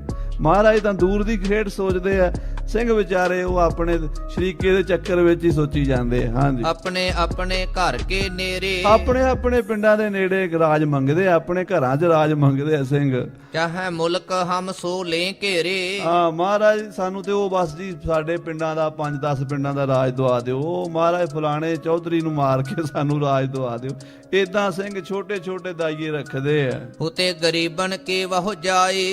ਰਤਨ ਸਿੰਘ ਜੀ ਕਹਿੰਦੇ ਉਹ ਗਰੀਬਾਂ ਦੇ ਬੱਚੇ ਸਨ, ਉਹਨਾਂ ਦੇ ਘਰਾਂ ਵਿੱਚ ਕਦੀ ਸਰਦਾਰੀ ਆਈ ਨਹੀਂ ਸੀ। ਜਿਨ ਕੀ ਜਾਤ ਗੋਤ ਕੁਲ ਮਾਹੀ, ਸਰਦਾਰੀ ਵੀ ਨਹੀਂ ਕਦਾਈ, ਉਨਹੀ ਕੋ ਸਰਦਾਰ ਬਣਾਉ, ਤਵੈ ਗੋਬਿੰਦ ਸਿੰਘ ਨਾਮ ਕਹਾਉ। ਉਹ ਗਰੀਬਾਂ ਦੇ ਘਰਾਂ ਵਿੱਚ ਪੈਦਾ ਹੋਏ ਸਨ। ਜਾਂ ਤੇ ਕਰਨ ਨਾ ਲੰਬੀ ਦਾਈ। ਉਹ ਲੰਬਾ ਦਾਈਆ ਕਰ ਹੀ ਨਹੀਂ ਸੀ ਸਕਦੇ, ਉਹ ਸੋਚ ਹੀ ਨਹੀਂ ਸੀ ਸਕਦੇ ਕਿ ਅਸੀਂ ਬਾਹਰਲੇ ਮੁਲਕਾਂ ਦੇ ਮਾਲਕ ਬਣਾਂਗੇ। ਦੋਹਰਾ ਸ਼ਰੀਕ ਸ਼ਰੀਕੀ ਢਿੱਗ ਢਿਗੈ, ਮੰਗੈ ਪੰਜਾਬ ਹੈ ਪਾਸ। ਬਸ ਇਹ ਕਿਉਂ ਮੰਗਦੇ ਸੀ ਵੀ ਸ਼ਰੀਕਾਂ ਨੂੰ ਮੁੱਛਾਂ ਨੂੰ ਵੱਟ ਦੇ ਕੇ ਦਿਖਾਣਾ, ਪੱਗ ਬੰਨ ਕੇ ਘੋੜੇ ਤੇ ਚੜ੍ਹ ਕੇ ਸ਼ਾਵੇ ਅਸੀਂ ਵੀ ਘੋੜੇ ਤੇ ਚੜੇ ਹੋਏ ਆ। ਉਹ ਸ਼ਰੀਕੀ ਵਾਲੀ ਜਿਹੜੀ ਸ਼ਰੀਕੇ ਵਾਲੀ ਗੱਲ ਸੀ ਨਾ, ਉਹ ਨਹੀਂ ਸੀ ਜਾਂਦੀ ਸਿੰਘਾਂ ਵਿੱਚੋਂ। ਸਤਿਗੁਰ ਦੇ ਵਲਾਏ ਤਾਂ ਵਹਿ ਕਰੈ ਨਾ ਉਨਕੀ ਖਾਹਸ਼। ਤੇ ਮਹਾਰਾਜ ਤੇ ਮੁਲਕਾਂ ਦਾ ਰਾਜ ਦਿੰਦੇ ਦੂਰ ਦੂਰ, ਪਰ ਉਹ ਵਿਚਾਰੇ ਤੇ ਉਹਨਾਂ ਦੀ ਖਾਹਿਸ਼ ਹੀ ਨਹੀਂ ਰੱਖਦੇ। ਉਹਨਾਂ ਦਾ ਇੰਨਾ ਹੀ ਆ ਵੀ ਆਪਣੇ ਪਿੰਡ ਦੇ ਚੌਧਰੀ ਬਣ ਗਏ, ਬੜੀ ਵੱਡੀ ਗੱਲ ਹੈ, ਬਹੁਤ ਵੱਡੀ ਮਾਰ ਹੈ। ਉਹ ਇਸੇ ਚੱਕਰ 'ਚ ਫਿਰਦੇ ਸਿੰਘ। ਜਾਓ ਪਈ ਸ੍ਰੀ ਸਤਿਗੁਰ ਉਨ ਕੋ ਕਹਿ ਦਇਓ। ਮਹਾਰਾਜ ਨੇ ਬਹਾ ਕੇ ਸਮਝਾਇਆ ਖਾਲਸਾ ਜੀ, ਤੁਮ ਝਗੜ ਝਗੜ ਪੰਜਾਬ ਰਹਿਓ। ਤੁਸੀਂ ਝਗੜਾ ਪੰਜਾਬ ਵਾਸਤੇ ਹੀ ਕਰਦੇ ਹੋ, ਪੰਜਾਬ 'ਚ ਹੀ ਰਹਿਣਾ। ਅਸੀਂ ਤੁਹਾਨੂੰ ਦੂਰ ਪਹੁੰਚਾਉਣਾ ਚਾਹੁੰਦੇ ਆ, ਵੱਡਾ ਦੇਣਾ ਚਾਹੁੰਦੇ ਆ, ਤੇ ਤੁਸੀਂ ਮੁੜ ਮੁੜ ਪੰਜਾਬ 'ਚ ਘੁਸੜਦੇ ਹੋ। ਇੱਥੇ ਕੀ ਕਰੋਗੇ? ਤੈ ਜੈ ਸਿੰਘ ਗੈਲੋ ਭਈ ਆਈ। ਹਾਂਜੀ। ਤੈ ਜੈ ਸਿੰਘ ਗੈਲੋ ਭਈ ਆਈ। ਮਹਾਰਾਜ ਸੱਚੇ ਪਾਤਸ਼ਾਹ ਕਹਿੰਦੇ ਜੈ ਸਿੰਘ ਗੈਲੋ ਭਈ ਆਈ। ਹਾਂ, ਜੈ ਸਿੰਘ ਜਿਹੜਾ ਰਾਜਾ ਸੀਗਾ ਨਾ, ਉਹ ਸੀਗਾ ਰਾਜਸਥਾਨ ਦਾ, ਤੇ ਉਹ ਰਾਜਾ ਗੁਰੂ ਹਰਕ੍ਰਿਸ਼ਨ ਸਾਹਿਬ ਜੀ ਮਹਾਰਾਜ ਜੀ ਨੂੰ ਲੈ ਕੇ ਗਿਆ ਹੈ ਦਿੱਲੀ ਦੇ ਵਿੱਚ, ਤੇ ਉਧਰੋਂ ਫਿਰ ਇਹ ਖਬਰ ਆਈ ਬਈ ਉਹ ਰਾਜਾ ਅਕਾਲ ਚਲਾਣਾ ਕਰ ਗਿਆ ਹੈ। ਤਿਸ ਕੋ ਔਰ ਵਲਾਇਤ ਬਤਾਈ। ਤੇ ਉਹ ਮਹਾਰਾਜ ਸੱਚੇ ਪਾਤਸ਼ਾਹ ਜੀ ਕਹਿੰਦੇ ਵੀ ਉਹ ਜਿਹੜਾ ਰਾਜਾ ਚੜ੍ਹਾਈ ਕਰ ਗਿਆ ਉਹ ਸਾਡਾ ਸੇਵਕ ਸੀ, ਤੁਹਾਨੂੰ ਉਹਦਾ ਹੀ ਰਾਜ ਲੈ ਦਈਏ। ਸਿੰਘ ਕਹਿੰਦੇ ਨਾ ਜੀ, ਰਾਜਸਥਾਨ ਵੀ ਬੜੀ ਦੂਰ ਹੈ, ਅਸੀਂ ਤਾਂ ਇੱਥੇ ਪੰਜਾਬ 'ਚ ਹੀ ਰਹਿਣਾ ਹੈ। ਦੋਹਰਾ ਗੁਰ ਬਿਲਾਸ ਮਦ ਬਹੁ ਲਿਖੀ, ਸੋ ਹਮ ਸੂਚ ਲਿਖਾਏ। ਉਹ ਕਹਿੰਦੇ ਆ ਵੀ ਗੁਰਬਿਲਾਸ ਵਿੱਚ ਕਥਾ ਸੁਖਾ ਸਿੰਘ ਜੀ ਨੇ ਲਿਖੀ ਹੈ, ਉਥੋਂ ਪੜ੍ਹ ਲਓ ਬਈ, ਅਸੀਂ ਬਹੁਤਾ ਹੁਣ 10ਵੇਂ ਪਾਤਸ਼ਾਹ ਦਾ ਇਤਿਹਾਸ ਨਹੀਂ ਸੁਣਾ ਸਕਦੇ। ਰਤਨ ਸਿੰਘ ਜੀ ਕਹਿੰਦੇ ਆ, ਜੋ ਸੋਚੇ ਸੇ ਸੁਖ ਸਿੰਘੈ, ਸੋ ਮੈਂ ਕਹੂੰ ਪ੍ਰਗਟਾਏ। ਜੋ ਉਸ ਵੇਲੇ ਸਿੰਘਾਂ ਨੂੰ ਮਹਾਰਾਜ ਨੇ ਬਚਨ ਕਹੇ ਉਹ ਸਾਰੇ ਗੁਰਬਿਲਾਸ ਵਿੱਚ ਜਾਂ ਹੋਰ ਪੁਰਾਣੀਆਂ ਪੋਥੀਆਂ 'ਚ ਲਿਖੇ ਹੈ। ਚਾਉ ਪਏ ਜਿਸ ਕਾ ਹੋਏ ਸਭ ਸੁਣਨਾ ਲੋਰ, ਜੇ ਬਈ ਹੋਰ ਕਥਾ ਸੁਣਨੀ ਹੋਵੇ ਸਾਰੀ, ਸੋ ਲੇਵੈ ਗੁਰ ਬਿਲਾਸ ਹੈ ਟੋਰ। ਤਾਂ ਉਹ ਗੁਰਬਿਲਾਸ ਗ੍ਰੰਥ ਹੈ ਕਿ ਦਸੂਰ ਭਾਈ ਸੁਖਾ ਸਿੰਘ ਦਾ ਲਿਖਿਆ ਹੋਇਆ, ਤਖਤ ਕੇਸਗੜ੍ਹ ਸਾਹਿਬ ਦੇ ਜਥੇਦਾਰ ਹੋਏ ਨੇ, ਉਹਨਾਂ ਨੇ 1797 ਦੇ ਵਿੱਚ ਗ੍ਰੰਥ ਪੂਰਾ ਕੀਤਾ ਹੈ। ਰਤਨ ਸਿੰਘ ਜੀ ਤੋਂ ਲਗਭਗ 40-50 ਸਾਲ ਪਹਿਲਾਂ ਉਹ ਗ੍ਰੰਥ ਪੂਰਾ ਹੋਇਆ। ਉਹ ਕਹਿੰਦੇ ਆ ਵੀ ਉਸ ਗ੍ਰੰਥ ਚੋਂ ਪੜ੍ਹ ਲਓ ਤੁਸੀਂ। ਜਿਮ ਜਿਮ ਪਹਾੜੀਆਂ ਕਰੀ ਲੜਾਈ, ਜੋ ਜੋ ਪਹਾੜੀਆਂ ਨਾਲ ਗੁਰੂ ਸਾਹਿਬ ਕਲਗੀਧਰ ਜੀ ਦੇ ਜੰਗ ਯੁੱਧ ਹੋਏ ਸਾਰੇ ਉੱਥੇ ਲਿਖੇ ਆ, ਜਾਂ ਫਿਰ ਸੂਰਜ ਪ੍ਰਕਾਸ਼ ਚ ਭਾਈ ਸੰਤੋਖ ਸਿੰਘ ਨੇ ਲਿਖੇ ਆ, ਜਾਂ ਮਹਿਮਾ ਪ੍ਰਕਾਸ਼ ਬਾਬਾ ਸਰੂਪ ਦਾਸ ਜੀ ਨੇ ਲਿਖੇ ਆ। ਸੋ ਉਹਨਾਂ ਗ੍ਰੰਥਾਂ ਦਾ ਉੱਥੋਂ ਤੁਸੀਂ ਪਾਠ ਕਰਕੇ ਪਤਾ ਲਾ ਸਕਦੇ ਹੋ ਵੀ ਕਿੱਡੇ ਕਿੱਡੇ ਜੰਗ, ਭੰਗਾਣੀ ਦਾ ਜੰਗ ਹੋਇਆ, ਫਿਰ ਖਾਲਸਾ ਜੀ ਨਦੌਣ ਦਾ ਜੰਗ ਹੋਇਆ, ਫਿਰ ਗੁਲੇਰੀਆਂ ਨਾਲ ਜੰਗ ਹੋਇਆ, ਉਸ ਤੋਂ ਬਾਅਦ ਫਿਰ ਵੱਡਾ ਜੰਗ ਅਨੰਦਪੁਰ ਸਾਹਿਬ ਬਹੁਤ ਲੰਮਾ ਸਮਾਂ ਚੱਲਿਆ। ਉਹ ਸਾਰੀਆਂ ਲੜਾਈਆਂ ਦਾ ਇੱਥੇ ਕਵੀ ਜੀ ਕਹਿੰਦੇ ਮੈਂ ਵੇਰਵਾ ਨਹੀਂ ਦੇ ਸਕਦਾ, ਕਿਉਂਕਿ ਮੈਂ ਤਾਂ ਪੰਥ ਦੀ ਕਥਾ ਲਿਖ ਰਿਹਾ, ਪਰ ਜੇ ਪੜ੍ਹਨੀ ਹੈ ਨਾ ਤਾਂ ਸੂਰਜ ਪ੍ਰਕਾਸ਼, ਗੁਰਬਿਲਾਸ, ਹੋਰ ਜਿਹੜੇ ਵੱਡੇ ਗ੍ਰੰਥ ਨੇ ਉਹਨਾਂ ਨੂੰ ਪੜ੍ਹ ਲਓ। ਤਿਮ ਸਿਰ ਉਨੈ ਬੁਰਿਆਈ ਆਈ। ਤੋਂ ਉਹਨਾਂ ਦੇ ਉਹ ਜਿਹੜੇ ਪਹਾੜੀਏ ਰਾਜੇ ਸੀ ਨਾ, ਵੈਰੀ ਬਣ ਗਏ ਗੁਰੂ ਘਰ ਦੇ, ਬਿਨਾਂ ਮਤਲਬ ਦੇ, ਬਿਨਾਂ ਕਾਰਨ ਦੇ, ਉਹ ਬਿਨਾਂ ਕਾਰਨ ਦੇ ਮੂੰਹ ਤੇ ਕਾਲਖ ਮਲ ਬੈਠੇ, ਬੁਰਾਈ ਲੈ ਗਏ। ਉਹਨਾਂ ਦਾ ਗੁਰੂ ਸਾਹਿਬ ਨੇ ਕੁਝ ਵਿਗਾੜਿਆ ਨਹੀਂ ਸੀਗਾ, ਪਰ ਉਹ ਐਵੇਂ ਹੀ ਗੁਰੂ ਪੰਥ ਦੇ ਦੋਖੀ ਬਣ ਗਏ, ਪਹਾੜੀ ਰਾਜੇ ਭੀਮ ਚੰਦ ਵਰਗੇ। ਗੁਰ ਬਿਲਾਸ ਮਦ ਉਨ ਬਹੁ ਕਹੀ, ਉਹ ਕਥਾ ਸਾਰੀ ਗੁਰਬਿਲਾਸ ਵਿੱਚ ਕਹੀ ਹੈ। ਸੋਏ ਕਹੂੰ ਮੈਂ ਜੋ ਉਸਤੈ ਰਹੀ, ਜਿਹੜੀ ਉੱਥੇ ਨਹੀਂ ਕਹੀ ਉਹ ਮੈਂ ਸੰਖੇਪ 'ਚ ਇੱਥੇ ਕਹਿ ਦਿੰਨਾ। ਹੈ ਜਹ ਕਥਾ ਬੜ ਅਪਰ ਅਪਾਰ, ਇਹ ਬੜੀ ਵੱਡੀ ਲੰਮੀ ਚੌੜੀ ਕਥਾ, ਪਰ ਮੈਂ ਸੰਖੇਪ ਦੇ ਸ਼ਬਦਾਂ 'ਚ ਕਹਿੰਦਾ। ਰਤਨ ਸਿੰਘ ਜੀ ਕਹਿੰਦੇ ਆ, ਕਬ ਹਮ ਪਾਏ ਸਕੈ ਹੈ ਪਾਰ। ਨਾਲੇ ਪਰਮੇਸ਼ਰ ਦੇ ਅਵਤਾਰਾਂ ਦੀ ਕਥਾ ਦਾ ਅੰਤ ਪੈਂਦਾ ਹੀ ਨਹੀਂ। ਸੋਏ ਵਧਾਏ ਕਹੈ ਹਮ ਕਥਾ, ਸੋ ਅਸੀਂ ਉਹ ਕਥਾ ਵਰਣਨ ਕਰਦੇ ਹਾਂ।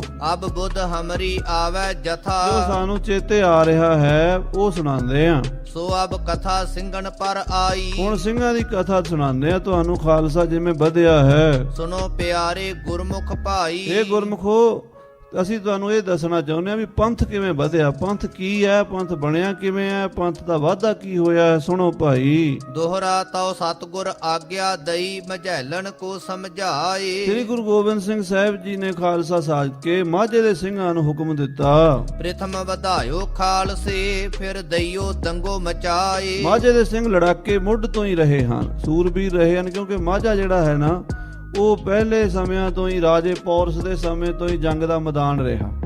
ਔਰ ਮਾਝੇ ਦੇ ਵਿੱਚ ਤੁਸੀਂ ਦੇਖ ਲਓ ਅਜੇ ਤੱਕ ਵੀ ਕਦੀ ਵੀ 10-20 ਸਾਲ ਲੰਘਦੇ ਕੋਈ ਨਾ ਕੋਈ ਕਲੇਸ਼ ਪੈ ਜਾਂਦਾ, ਉਹ ਦੇਸ਼ ਦਾ ਤਰੱਕੀ ਵਾਲਾ ਹਾਲਾਤ ਨਹੀਂ ਬਣਦਾ।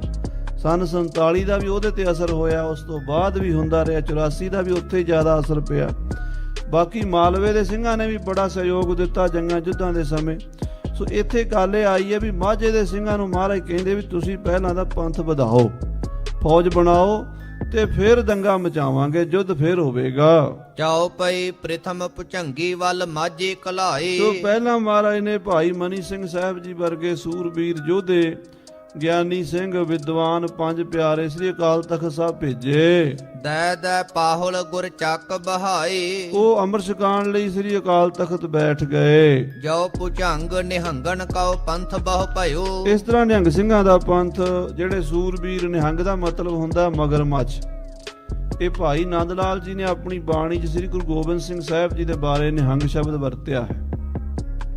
ਭਾਈ ਨੰਦ ਲਾਲ ਜੀ ਲਿਖਦੇ ਆ, ਬਹਿਰੇ ਤਹਾਰ ਦਮਿੰਦਾ ਨਿਹੰਗ। ਬਹਿਰੇ ਕਹਿੰਦੇ ਸਮੁੰਦਰ ਨੂੰ, ਤੇ ਤਹਾਰ ਜੰਗ ਦਾ। ਕਹਿੰਦੇ ਜਿਵੇਂ ਪਾਣੀ ਦੇ ਵਿੱਚ ਸਮੁੰਦਰ 'ਚ ਮਗਰਮੱਛ ਰਹਿੰਦਾ, ਮਗਰਮੱਛ ਨੂੰ ਨਿਹੰਗ ਕਹਿੰਦੇ ਫਾਰਸੀ ਵਿੱਚ। ਜਿਵੇਂ ਪਾਣੀ ਦੇ ਵਿੱਚ ਮਗਰਮੱਛ ਰਹਿੰਦਾ, ਉਹ ਸਭ ਤੋਂ ਤਾਕਤਵਰ ਹੁੰਦਾ। ਪਾਣੀ ਦੀ ਸਭ ਤੋਂ ਤਾਕਤ ਕਿਹਦੇ 'ਚ ਹੁੰਦੀ ਹੈ? ਪਾਣੀ ਦੇ ਜੀਵ ਤਾਂ ਬੜੇ ਨੇ, ਪਰ ਕਹਿੰਦੇ ਮਗਰਮੱਛ ਦਾ ਬਰਾਬਰੀ ਨਹੀਂ ਹੁੰਦੀ। ਤੇ ਇਹ ਵੀ ਬਚਨ ਆਉਂਦਾ ਵੀ ਆਪਾਂ ਆਮ ਕਹਾਵਤ ਸੁਣੀ ਹੈ ਵੀ ਪਾਣੀ 'ਚ ਰਹਿਣਾ ਤੇ ਮਗਰਮੱਛ ਨਾਲ ਦੁਸ਼ਮਣੀ ਕਰਨੀ, ਇਹ ਦੋਵੇਂ ਗੱਲਾਂ ਨਹੀਂ ਚੱਲਦੀਆਂ, ਕਿਉਂਕਿ ਉਹ ਡਾਢਾ। ਤੇ ਭਾਈ ਸਾਹਿਬ ਨੰਦ ਲਾਲ ਜੀ 10ਵੇਂ ਪਾਤਸ਼ਾਹ ਬਾਰੇ ਕਹਿੰਦੇ ਆ, ਬਹਿਰੇ ਤਹਾਰ ਦਮਿੰਦਾ ਨਿਹੰਗ, ਕਿ ਹੇ ਗੁਰੂ ਗੋਬਿੰਦ ਸਿੰਘ ਜੀ, ਤੁਸੀਂ ਜੰਗ ਦੇ ਸਮੁੰਦਰ ਦੇ ਮਗਰਮੱਛ ਹੋ। ਜੰਗ ਦਾ ਸਮੁੰਦਰ, ਜਿਹੜੀ ਲੜਾਈ ਹੋਈ ਹੋ, ਗਹਿਗਾ 'ਚ ਲੜਾਈ ਹੋ ਰਹੀ ਹੋਵੇ, ਤੇ ਉਹਦੇ ਵਿੱਚ ਤੁਸੀਂ ਆ ਕੇ ਵੜ ਜਾਓ, ਤੇ ਜਿੱਧਰ ਤੁਸੀਂ ਮੂੰਹ ਕਰੋਗੇ ਨਾ ਉਧਰ ਸਫਾਈ ਹੋ ਜਾਏਗੀ। ਇਹ ਤਾਂ ਤੁਸੀਂ ਜਾਣਦੇ ਹੀ ਹੋ। ਕਲਗੀਧਰ ਇੱਕ ਤੀਰ ਮਾਰਦੇ ਸੀ, 10 ਚੋਂ ਪਾਰ ਲੰਘਾ ਦਿੰਦੇ ਸੀ। ਜਿੱਧਰ ਪਾਤਸ਼ਾਹ ਦੀ ਨਿਗਾਹ ਪੈਂਦੀ ਸੀ, ਦੁਸ਼ਮਣ ਉੱਥੇ ਹੀ ਛਹਿ ਜਾਂਦੇ ਸੀਗੇ। ਚਮਕੌਰ ਦੇ ਜੰਗ ਵਿੱਚ ਜਦੋਂ ਨਾਰ ਖਾਨ ਨੂੰ ਮਹਾਰਾਜ ਨੇ ਤੀਰ ਮਾਰਿਆ, ਤੇ ਗਨੀ ਖਾਨ ਨੇ ਵੇਖਿਆ ਵੀ ਇਹ ਹੁਣ ਮੇਰੇ ਲੱਗੇ, ਉਹਨੂੰ ਮਾਰਿਆ। ਦੋਵੇਂ ਮਾਰਤੇ, ਤੇ ਤੀਜਾ ਸੀਗਾ ਖਵਾਜਾ ਮਹਿਮੂਦ ਅਲੀ। ਉਹ ਕਹਿੰਦੇ ਚਮਕੌਰ ਸਾਹਿਬ ਦੀ ਜਿਹੜੀ ਕੰਧ ਸੀ ਨਾ, ਉਹਦੇ ਲਾਗੇ ਨਾਲੀ ਦੇ ਵਿੱਚ ਸਿਰ ਲੁਕਾ ਕੇ ਛਹਿ ਗਿਆ ਵੀ ਹੁਣ ਮੇਰਾ ਕੰਮ ਕਰ ਦੇਣਗੇ। ਸੋ ਇਸ ਕਰਕੇ ਸਤਿਗੁਰੂ ਪਾਤਸ਼ਾਹ ਜੀ ਨੂੰ ਨਿਹੰਗ ਲਿਖਿਆ ਭਾਈ ਨੰਦ ਲਾਲ ਜੀ ਨੇ ਆਪਣੀ ਬਾਣੀ ਵਿੱਚ। ਅੱਜ ਕੱਲ੍ਹ ਕਈ ਕਹਿੰਦੇ ਨਿਹੰਗ ਤਾਂ ਐਵੇਂ ਹੀ ਤੁਰੇ ਫਿਰਦੇ ਆ, ਪਰ ਜੇ ਸਾਧ ਸੰਗਤ ਜੀ ਨਿਹੰਗਾਂ ਸਿੰਘਾਂ ਦਾ ਇਤਿਹਾਸ ਵੇਖੋਗੇ ਫਿਰ ਪਤਾ ਲੱਗੇਗਾ ਵੀ ਨਿਹੰਗ ਸਿੰਘਾਂ ਦਾ ਇਤਿਹਾਸ ਕੀ ਹੈ, ਨਿਹੰਗ ਸਿੰਘ ਦੇ ਅਰਥ ਕੀ ਹਨ। ਸਿੰਘ ਨਾਮ ਸ਼ੇਰ ਦਾ ਹੈ, ਨਿਹੰਗ ਨਾਮ ਮਗਰਮੱਛ ਦਾ ਹੈ। ਜਿਵੇਂ ਪਾਣੀ ਦੇ ਵਿੱਚ ਮਗਰਮੱਛ ਬਲਵਾਨ ਹੈ, ਧਰਤੀ ਦੇ ਸ਼ੇਰ ਬਲਵਾਨ ਹੈ। ਨਿਹੰਗ ਸਿੰਘ ਪਾਣੀ 'ਚ ਵੀ ਬਲਵਾਨ ਹੈ ਤੇ ਧਰਤੀ ਦੇ ਵੀ ਬਲਵਾਨ ਹੈ। ਸੋ ਇਦਾਂ ਨਿਹੰਗ ਭੁਜੰਗਨ ਕਾ ਪੰਥ ਬਹੁਤ ਥਿਓ। ਨਿਹੰਗਾਂ ਸਿੰਘਾਂ ਦਾ ਪੰਥ ਮਹਾਰਾਜ ਕਲਗੀਧਰ ਪਾਤਸ਼ਾਹ ਜੀ ਨੇ ਸਾਜ ਦਿੱਤਾ। ਉਹ ਪਿੰਡਾਂ 'ਚ ਜਾ ਕੇ ਅੰਮ੍ਰਿਤ ਛਕਾਉਂਦੇ ਤੇ ਨੌਜਵਾਨਾਂ ਨੂੰ ਤਿਆਰ ਕਰਦੇ। ਹੱਥ ਸੋਟਾ ਗਲ ਖੰਡੇ ਪਇਓ, ਹੱਥ ਵਿੱਚ ਸੋਟੇ ਫੜ ਲਏ, ਗਾਤਰੇ ਖੰਡੇ ਤਲਵਾਰਾਂ, ਤੇ ਸਿਰ ਤੇ ਚੱਕਰ ਪਾ ਲਏ। ਕਈ ਫਿਰੈ ਕਈ ਰਹੈ ਗੁਰਦੁਆਰੇ, ਕਈ ਨਿਹੰਗ ਸਿੰਘ ਘੋੜਿਆਂ ਦੇ ਚੜ੍ਹ ਕੇ ਪਿੰਡਾਂ 'ਚ ਫਿਰਦੇ ਚੱਕਰਵਰਤੀ ਅੰਮ੍ਰਿਤ ਸੰਚਾਰ ਕਰਨ ਵਾਸਤੇ, ਤੇ ਕਈ ਗੁਰਦੁਆਰਿਆਂ 'ਚ ਰਹਿੰਦੇ ਆ। ਕਿਨ ਧਰਮਸ਼ਾਲਾ ਕਿਨ ਬੁੰਗੇ ਉਸਾਰੇ, ਕਈਆਂ ਨੇ ਆਪਣੇ ਪਿੰਡਾਂ 'ਚ ਧਰਮਸ਼ਾਲਾ ਪਾ ਲਈਆਂ ਤੇ ਬੁੰਗੇ ਉਸਾਰ ਲਏ ਵੀ ਤਾਂ ਕਿ ਉੱਥੇ 10-20 ਸਿੰਘ ਰਹਿ ਸਕਣ। ਭੁਜੰਗੀਆਂ ਨਿਉਤੇ ਭੁਜੰਗੀ ਖੁਲਾਹੇ, ਉਹਨਾਂ ਨਿਹੰਗ ਸਿੰਘਾਂ ਭੁਜੰਗੀਆਂ ਦੀ ਮਰਜ਼ਾਦਾ ਸੀ ਵੀ ਰੋਟੀ ਉਹਨਾਂ ਨੂੰ ਸਿੰਘ ਹੀ ਖਵਾਉਂਦੇ ਸੀ ਨਿਉਂਦਾ, ਵੀ ਆਓ ਭਾਈ ਅੱਜ ਮੇਰੇ ਪਿੰਡ ਆ ਕੇ ਲੰਗਰ ਛਕਿਆ ਜੀ। ਉਹ 10-20 ਸਿੰਘ ਉੱਥੇ ਚਲੇ ਜਾਣੇ, ਉਹਨੇ ਲੰਗਰ ਛਕਾ ਦੇਣਾ। ਦੂਜੇ ਪਿੰਡ ਵਾਲਿਆਂ ਨੇ ਫਿਰ ਸੱਦਾ ਦੇਣਾ। ਇਦਾਂ ਸਿੰਘਾਂ ਨੂੰ ਸਿੰਘ ਹੀ ਰੋਟੀ ਖਵਾਉਂਦੇ, ਨਿਉਂਦੇ ਦਿੰਦੇ। ਜਿਵੇਂ ਆਪਾਂ ਅੱਜ ਕੱਲ੍ਹ ਪਾਰਟੀਆਂ ਕਰਦੇ ਨਾ ਆਪਸ ਦੋਸਤਾਂ ਮਿੱਤਰਾਂ ਨੂੰ, ਤਾਂ ਸਿੰਘਾਂ ਨੂੰ ਸਿੰਘ ਹੀ ਪ੍ਰਸ਼ਾਦਾ ਛਕਾਉਂਦੇ ਐ। ਔਰਨ ਸੋ ਨਹਿ ਮੇਲ ਮਿਲਾਹੇ, ਹੋਰਾਂ ਨਾਲ ਨਹੀਂ ਮੇਲ ਰੱਖਦੇ, ਕੱਚਿਆਂ ਪਿੱਲਿਆਂ ਨਾਲ। ਬਾਕੀ ਤੋਂ ਕਹਿੰਦੇ ਇਹਦੇ 84 ਵਾਲੇ ਆ, ਇਹਨਾਂ ਤੋਂ ਆਪਾਂ ਕੀ ਲੈਣਾ। ਕਹਿਤ 84 ਤਤ ਖਾਲਸਾ ਗੁਰ ਕਾ ਜਾਹਰ, ਕਹਿਤ 84 ਤੇ ਹੈ ਬਾਹਰ। ਹਾਂਜੀ, ਜੋ ਕਿਸੇ ਭੁਜੰਗੀ ਹੋਏ ਲੋੜ ਜ਼ਰੂਰ, ਜੇ ਕਿਸੇ ਸਿੰਘ ਨੂੰ ਕਿਸੇ ਚੀਜ਼ ਦੀ ਲੋੜ ਪੈ ਗਈ, ਕੋਈ ਮਾਇਆ ਦੀ ਲੋੜ ਪੈ ਗਈ, ਬਸਤਰ ਦੀ ਲੋੜ ਪੈ ਗਈ, ਕਛਹਿਰਿਆਂ ਦੀ ਲੋੜ ਪੈ ਗਈ, ਦੇਖ ਸਿੰਘਣ ਘਰ ਸੋ ਲਏ ਘੂਰ, ਉਹ ਸਿੰਘਾਂ ਦੇ ਘਰੋਂ ਆਪੇ ਹੀ ਚੁੱਕ ਲੈਂਦਾ ਸੀਗਾ। ਇਹ ਪੁੱਛਣ ਦੀ ਲੋੜ ਕੋਈ ਨਹੀਂ, ਕਹਿੰਦੇ ਅਕਾਲ ਪੁਰਖ ਦਾ ਹੀ। ਇਹ ਬੇਪਰਵਾਹ ਫੌਜ ਸੀਗੀ, ਪਰਵਾਹ ਨਹੀਂ ਕਰਨੀ ਕਿਸੇ ਦੀ, ਘੂਰ ਕੇ ਵੀ ਚੁੱਕ ਲੈਣਾ। ਲਿਆ ਉਰਾ, ਇਹ ਤੂੰ ਵੀ ਕਰਨਾ, ਤੇਰੇ ਕੋਲ 2 ਨੇ, ਮੈਂ ਇੱਕੋ ਕਛਹਿਰਾ, ਤੇ ਉਹ ਵੀ ਜੇ ਨਿਚੋੜ ਕੇ ਪਾ ਕੇ। ਤੇ ਉਦਾਂ ਹੀ ਸਿੰਘਾਂ ਨੇ ਮਸਤਾਨੇ ਸਮੇਂ ਕੱਟੇ। ਖਾਲਸਾ ਜੀ ਬੜਾ ਔਖਾ ਸਮਾਂ ਸੀਗਾ ਉਹ ਸਮੇਂ। ਕਹਿੰਦੇ ਆ ਵੀ ਇਹੋ ਜਿਹੇ ਸਮੇਂ ਸੀਗੇ ਵੀ ਕਦੀ ਪ੍ਰਸ਼ਾਦਾ ਛਕਣ ਨੂੰ ਮਿਲਦਾ, ਕਦੀ ਨਹੀਂ ਮਿਲਦਾ। ਜੇ ਲੋੜ ਪੈ ਗਈ ਤਾਂ ਸਿੰਘਾਂ ਦੇ ਘਰੋਂ ਹੀ ਘੂਰ ਕੱਪ ਕੇ ਚੁੱਕ ਲੈਂਦੇ ਸੀਗੇ। ਇਤਨੀ ਕੋ ਬਸਤ ਸੋ ਲਏ ਉਠਾਏ, ਪਰ ਲਾਲਚ ਨਹੀਂ ਸੀ ਕਰਦੇ, ਚੀਜ਼ ਉਨੀ ਚੁੱਕਦੇ ਸੀਗੇ ਜਿੰਨੀ ਲੋੜ ਹੁੰਦੀ ਸੀ। ਇਹ ਨਹੀਂ ਵੀ ਲਾਲਚ ਕਰਕੇ ਸਾਰਾ ਕੁਝ ਚੁੱਕ ਕੇ ਆਪਣੇ ਘਰ ਲੈ ਜਾਣਾ। ਚੁੱਕਣੀ ਦਬਕੇ ਨਾਲ ਹੀ ਹੈ। ਉਹ ਕਹਿੰਦੇ ਇੱਕ ਨਿਹੰਗ ਸਿੰਘ ਸਵੇਰ ਦਾ ਬਾਣੀ ਪੜ੍ਹੀ ਜਾਵੇ, ਜਿਉਂ ਲੱਗਾ ਨਿਤਨੇਮ ਕਰਨ, ਸੁਖਮਣੀ ਸਾਹਿਬ, ਜਾਪ ਸਾਹਿਬ, ਸਾਰੀਆਂ ਬਾਣੀਆਂ ਪੜ੍ਹਤੀਆਂ ਉਹਨੇ। ਤੇ ਇੱਕ ਨਾ ਫਕੀਰ ਵਿਚਾਰਾ ਮੁਸਲਮਾਨ, ਉਹਦੇ ਮਨ 'ਚ ਬੜੀ ਦਇਆ ਆਈ ਵੀ ਬਾਬਾ ਸਵੇਰ ਦਾ ਹੀ ਨਮਾਜ਼ ਪੜ੍ਹੀ ਜਾਂਦਾ ਤੇ ਇਹਨੂੰ ਕੁਝ ਦਈਏ। ਉਹ ਆ ਕੇ ਨਾ ਬਾਬੇ ਨੂੰ ਕਹਿੰਦਾ, ਲਓ ਜੀ ਬਾਬਾ ਜੀ ਆ ਰੁਪਈਆ। ਉਹਨੇ ਏਦਾਂ ਰੁਪਈਆ ਕੀਤਾ ਤੇ ਨਿਹੰਗ ਸਿੰਘ ਨੇ ਥੱਲਿਓਂ ਮਾਰਿਆ ਡੰਡਾ ਇੰਜ ਕਰਕੇ, ਉਹਦਾ ਹੱਥ ਵਿਚਾਰੇ ਦਾ ਭੰਨ ਕੇ ਤੇ ਰੁਪਈਆ ਉਹਦਾ ਨੂੰ ਗਿਆ। ਤੇ ਉਹ ਚੁੱਕ ਕੇ ਰੁਪਈਆ ਝੱਪ, ਕਹਿੰਦਾ ਖਾਲਸਾ ਮੰਗਦਾ ਨਹੀਂ ਹੁੰਦਾ, ਖਾਲਸਾ ਲੁੱਟਦਾ ਹੁੰਦਾ। ਇਹ ਸਿੰਘਾਂ ਦੀ ਮਰਜ਼ਾਦਾ ਹੈ, ਇਹ ਮੰਗ ਕੇ ਨਹੀਂ ਲੈਂਦੇ, ਖੋਹ ਕੇ ਲੈਂਦੇ ਆ। ਸੋ ਉਹ ਗੱਲ ਇੱਥੇ ਲਿਖੀ ਜਾ ਰਹੀ ਹੈ ਵੀ ਉਹ ਸਿੰਘ ਇਹੋ ਜਿਹੇ ਸੀਗੇ ਬੇਪਰਵਾਹ, ਵੀ ਲਾਲਚ ਤੇ ਕਰਦੇ ਨਹੀਂ ਸੀਗੇ, ਵੀ ਜ਼ਿਆਦਾ ਘਰ ਭਰਨ ਵਾਲੀ ਕੋਈ ਗੱਲ ਨਹੀਂ ਸੀ। ਕਛਹਿਰੇ ਦੀ ਲੋੜ ਹੁੰਦੀ ਸੀ, ਦਸਤਾਰ ਦੀ ਲੋੜ ਹੁੰਦੀ ਸੀ ਤੇ ਸ਼ਸਤਰਾਂ ਦੀ ਲੋੜ ਹੁੰਦੀ ਸੀ, ਉਹ ਸਿੰਘਾਂ ਦੇ ਘਰੋਂ ਹੀ ਚੁੱਕ ਚੱਕ ਲੈਂਦੇ ਸੀਗੇ। ਘਿਓ ਆਟਾ ਲੂਣ ਜੋ ਲਏ ਖਾਏ। ਉਹਨਾਂ ਕੁ ਚੁੱਕਦੇ ਸੀ ਘਿਓ ਆਟਾ ਲੂਣ ਜਿੰਨਾ ਲੰਗਰ ਲਈ ਲੋੜ ਹੋਵੇ। ਇਹ ਨਹੀਂ ਵੀ ਘਰ ਭਰਨ ਵਾਲੀ ਕੋਈ ਗੱਲ ਨਹੀਂ ਸੀ। ਕੱਲ ਨੂੰ ਪਰਮੇਸ਼ਰ ਦੇ ਦੇਗਾ, ਕਿਤੇ ਹੋਰ ਲੁੱਟਮਾਰ ਕਰ ਲਾਂਗੇ। ਅੱਜ ਜਿੰਨਾ ਮਿਲਿਆ ਚੁੱਕ ਕੇ ਖਾ ਲੈਂਦੇ ਸੀਗੇ। ਮੁਖੋਂ ਉਚਾਰੇ ਆਏ ਨਿਹੰਗ। ਉਸ ਵੇਲੇ ਸਿੰਘ ਲੋਕ ਜਿਹੜੇ ਸੀ ਉਹਨਾਂ ਦਾ ਸਤਿਕਾਰ ਕਰਦੇ ਸੀ। ਉਹ ਕੀ ਕਹਿੰਦੇ ਸੀ? ਕਹਿੰਦੇ ਨਿਹੰਗ ਸਿੰਘ ਆਏ ਨੇ। ਖੋਲ ਸਿੱਖਣੀ ਬੂਹੇ ਨਿਸੰਗ। ਤੇ ਸਿੰਘ ਕਹਿੰਦੇ ਸੀ ਆਪਣੇ ਭਰਾ ਆਏ ਨੇ, ਗੁਰੂ ਕੇ ਸਿੰਘ ਆਏ ਨੇ, ਸਿੱਖਣੀ ਬੂਹੇ ਖੋਲਦੇ ਨਿਸੰਗ ਹੋ ਕੇ। ਇਹਨਾਂ ਦੇ ਆਉਂਦਿਆਂ ਸਾਨੂੰ ਕੋਈ ਖਤਰਾ ਨਹੀਂ ਹੈ, ਇਹ ਇੱਜ਼ਤ ਦੇ ਭਾਈਵਾਲ ਨੇ, ਇਹ ਗੁਰੂ ਕੀ ਫੌਜ ਹੈ। ਇਦਾਂ ਕਹਿ ਕੇ ਸਤਿਕਾਰ ਨਾਲ ਉਹਨਾਂ ਨੂੰ ਆਪੇ ਹੀ ਰਸਤਾਂ ਬਸਤਾਂ ਲੋਕ ਚੁਕਾ ਦਿੰਦੇ ਸੀਗੇ। ਹੋਏ ਸਿੱਖਣੀ ਮੰਨੈ ਸੋ ਬਾਤ। ਸਿੱਖਣੀਆਂ ਵੀ ਗੱਲ ਮੰਨਦੀਆਂ ਸੀ ਆਪਣੇ ਪਤੀਆਂ ਦੀਆਂ। ਉਹ ਸਿੰਘਾਂ ਨੂੰ ਵੇਖ ਕੇ ਅੱਜ ਤਰ੍ਹਾਂ ਨੱਕ ਨਹੀਂ ਸੀ ਚੜਾਉਂਦੀਆਂ। ਉਹ ਕਹਿੰਦੀਆਂ ਸੀ ਜੇ ਗੁਰੂ ਕੇ ਸਿੰਘ ਆਏ ਆ ਤਾਂ ਭਾਈ ਸਾਡਾ ਘਰ-ਬਾਰ ਸਭ ਖਾਲਸੇ ਦਾ ਹੀ ਹੈ। ਹਾਜ਼ਰ ਕਰਦਾ ਵਹੁ ਜਿਤਕ ਚਾਹਤ। ਜਿੰਨਾ ਵੀ ਖਾਲਸੇ ਨੂੰ ਚਾਹੀਦਾ ਹੁੰਦਾ ਸੀ ਸਿੰਘਾਂ ਨੂੰ ਹਾਜ਼ਰ ਕਰ ਦਿੰਦੇ ਸੀ। 5-10 ਕਿਲੋ ਆਟਾ ਲੋੜ ਪਏ ਉਹ ਆਪੇ ਹੀ ਲਓ ਬਾਬਾ ਜੀ, ਅੱਜ ਸਭ ਘਰ-ਬਾਰ ਤੁਹਾਡਾ ਹੀ ਹੈ।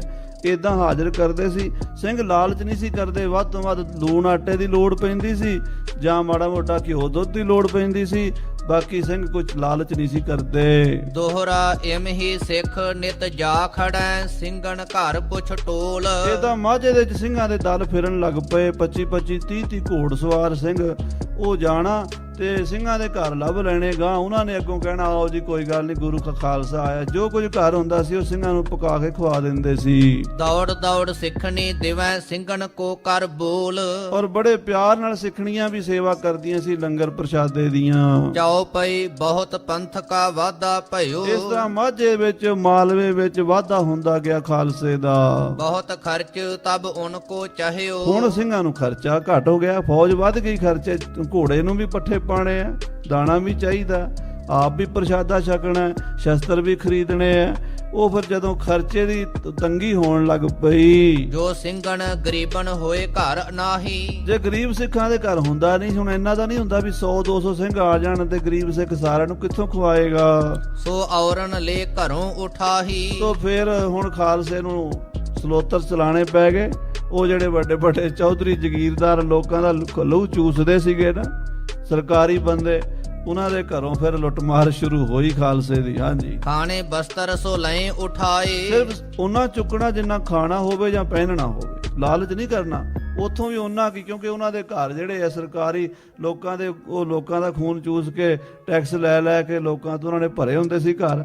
ਉੱਥੋਂ ਫਿਰ ਸਿੰਘ ਚੁੱਕਣ ਲੱਗ ਪਏ ਲੁੱਟਮਾਰ ਕਰਕੇ, ਘੂਰ ਘੱਪ ਕਰਕੇ। ਚਾਂਦੀ ਸੋਨੇ ਦੇ ਹਟਾਏ। ਸੋਨੇ ਚਾਂਦੀ ਨੂੰ ਹੱਥ ਨਹੀਂ ਲਾਣਾ ਭਾਈ, ਇਹ ਲੈ ਜੋ ਸਾਡੇ ਕਿਸੇ ਕੰਮ ਦਾ ਨਹੀਂ। ਨਾ ਸੋਨਾ ਚੁੱਕਣਾ, ਨਾ ਕਿਸੇ ਬੀਬੀ ਦੇ ਗਹਿਣੇ ਚੁੱਕਣੇ, ਕੁਛ ਨਹੀਂ। ਬਸ ਜਿੰਨਾ ਕੱਪੜਾ ਤਨ ਤੇ ਚਾਹੀਦਾ, ਚਾਦਰਾ ਵਗੈਰਾ ਚਾਹੀਦਾ ਹੁੰਦਾ ਸੀ ਉਹ ਲੈ ਲੈਣਾ। ਪ੍ਰਸ਼ਾਦੇ ਵਾਸਤੇ ਜਿੰਨਾ ਆਟਾ ਦਾਲ ਚਾਹੀਦੀ ਉਹ ਲੁੱਟਮਾਰ ਕਰ ਲੈਣੀ। ਤੇ ਬਾਕੀ ਲੰਗਰ ਆਪ ਪਕਾ ਕੇ ਖਾਂਦੇ ਸੀ, ਕਿਸੇ ਦਾ ਪੱਕਿਆ ਨਹੀਂ ਸੀ ਖਾਂਦੇ।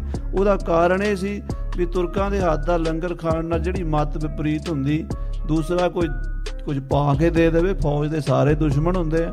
ਤੇ ਵਿਵੇਕ ਦਾ ਲੰਗਰ ਸਿੰਘ ਆਪ ਬਣਾਉਂਦੇ ਸੀ, ਰਾਸ਼ਨ ਪਾਣੀ ਲੈ ਲੈਂਦੇ ਸੀ, ਬਣਾਉਂਦੇ ਆਪ ਸੀਗੇ। ਹਾਂਜੀ, ਲਾਂਬ ਚਾਂਬ ਜਬ ਘੂਰਨ ਡਹੇ। ਜਦੋਂ ਮਾਝੇ ਮਾਲਵੇ ਦੁਆਬੇ ਦੇ ਸਿੰਘ ਨਾ ਇਦਾਂ ਲਾਂਬ ਚਾਂਬ ਘੂਰ ਕੱਪ ਕਰਨ ਲੱਗ ਪਏ। ਬਹੁਤ ਥਾਏ ਇਮ ਦੰਗੇ ਭਏ। ਕਈ ਥਾਵਾਂ ਤੇ ਲੜਾਈਆਂ ਹੋ ਗਈਆਂ। ਹੁਣ ਉਹ ਵੀ ਕਿਹੜਾ ਘੱਟ ਸੀਗੇ, ਜਿਹੜੇ ਚੌਧਰੀ ਸੀਗੇ ਉਹਨਾਂ ਕੋਲ ਵੀ 100-100 50-50 ਬੰਦਾ ਰਹਿੰਦਾ ਸੀ।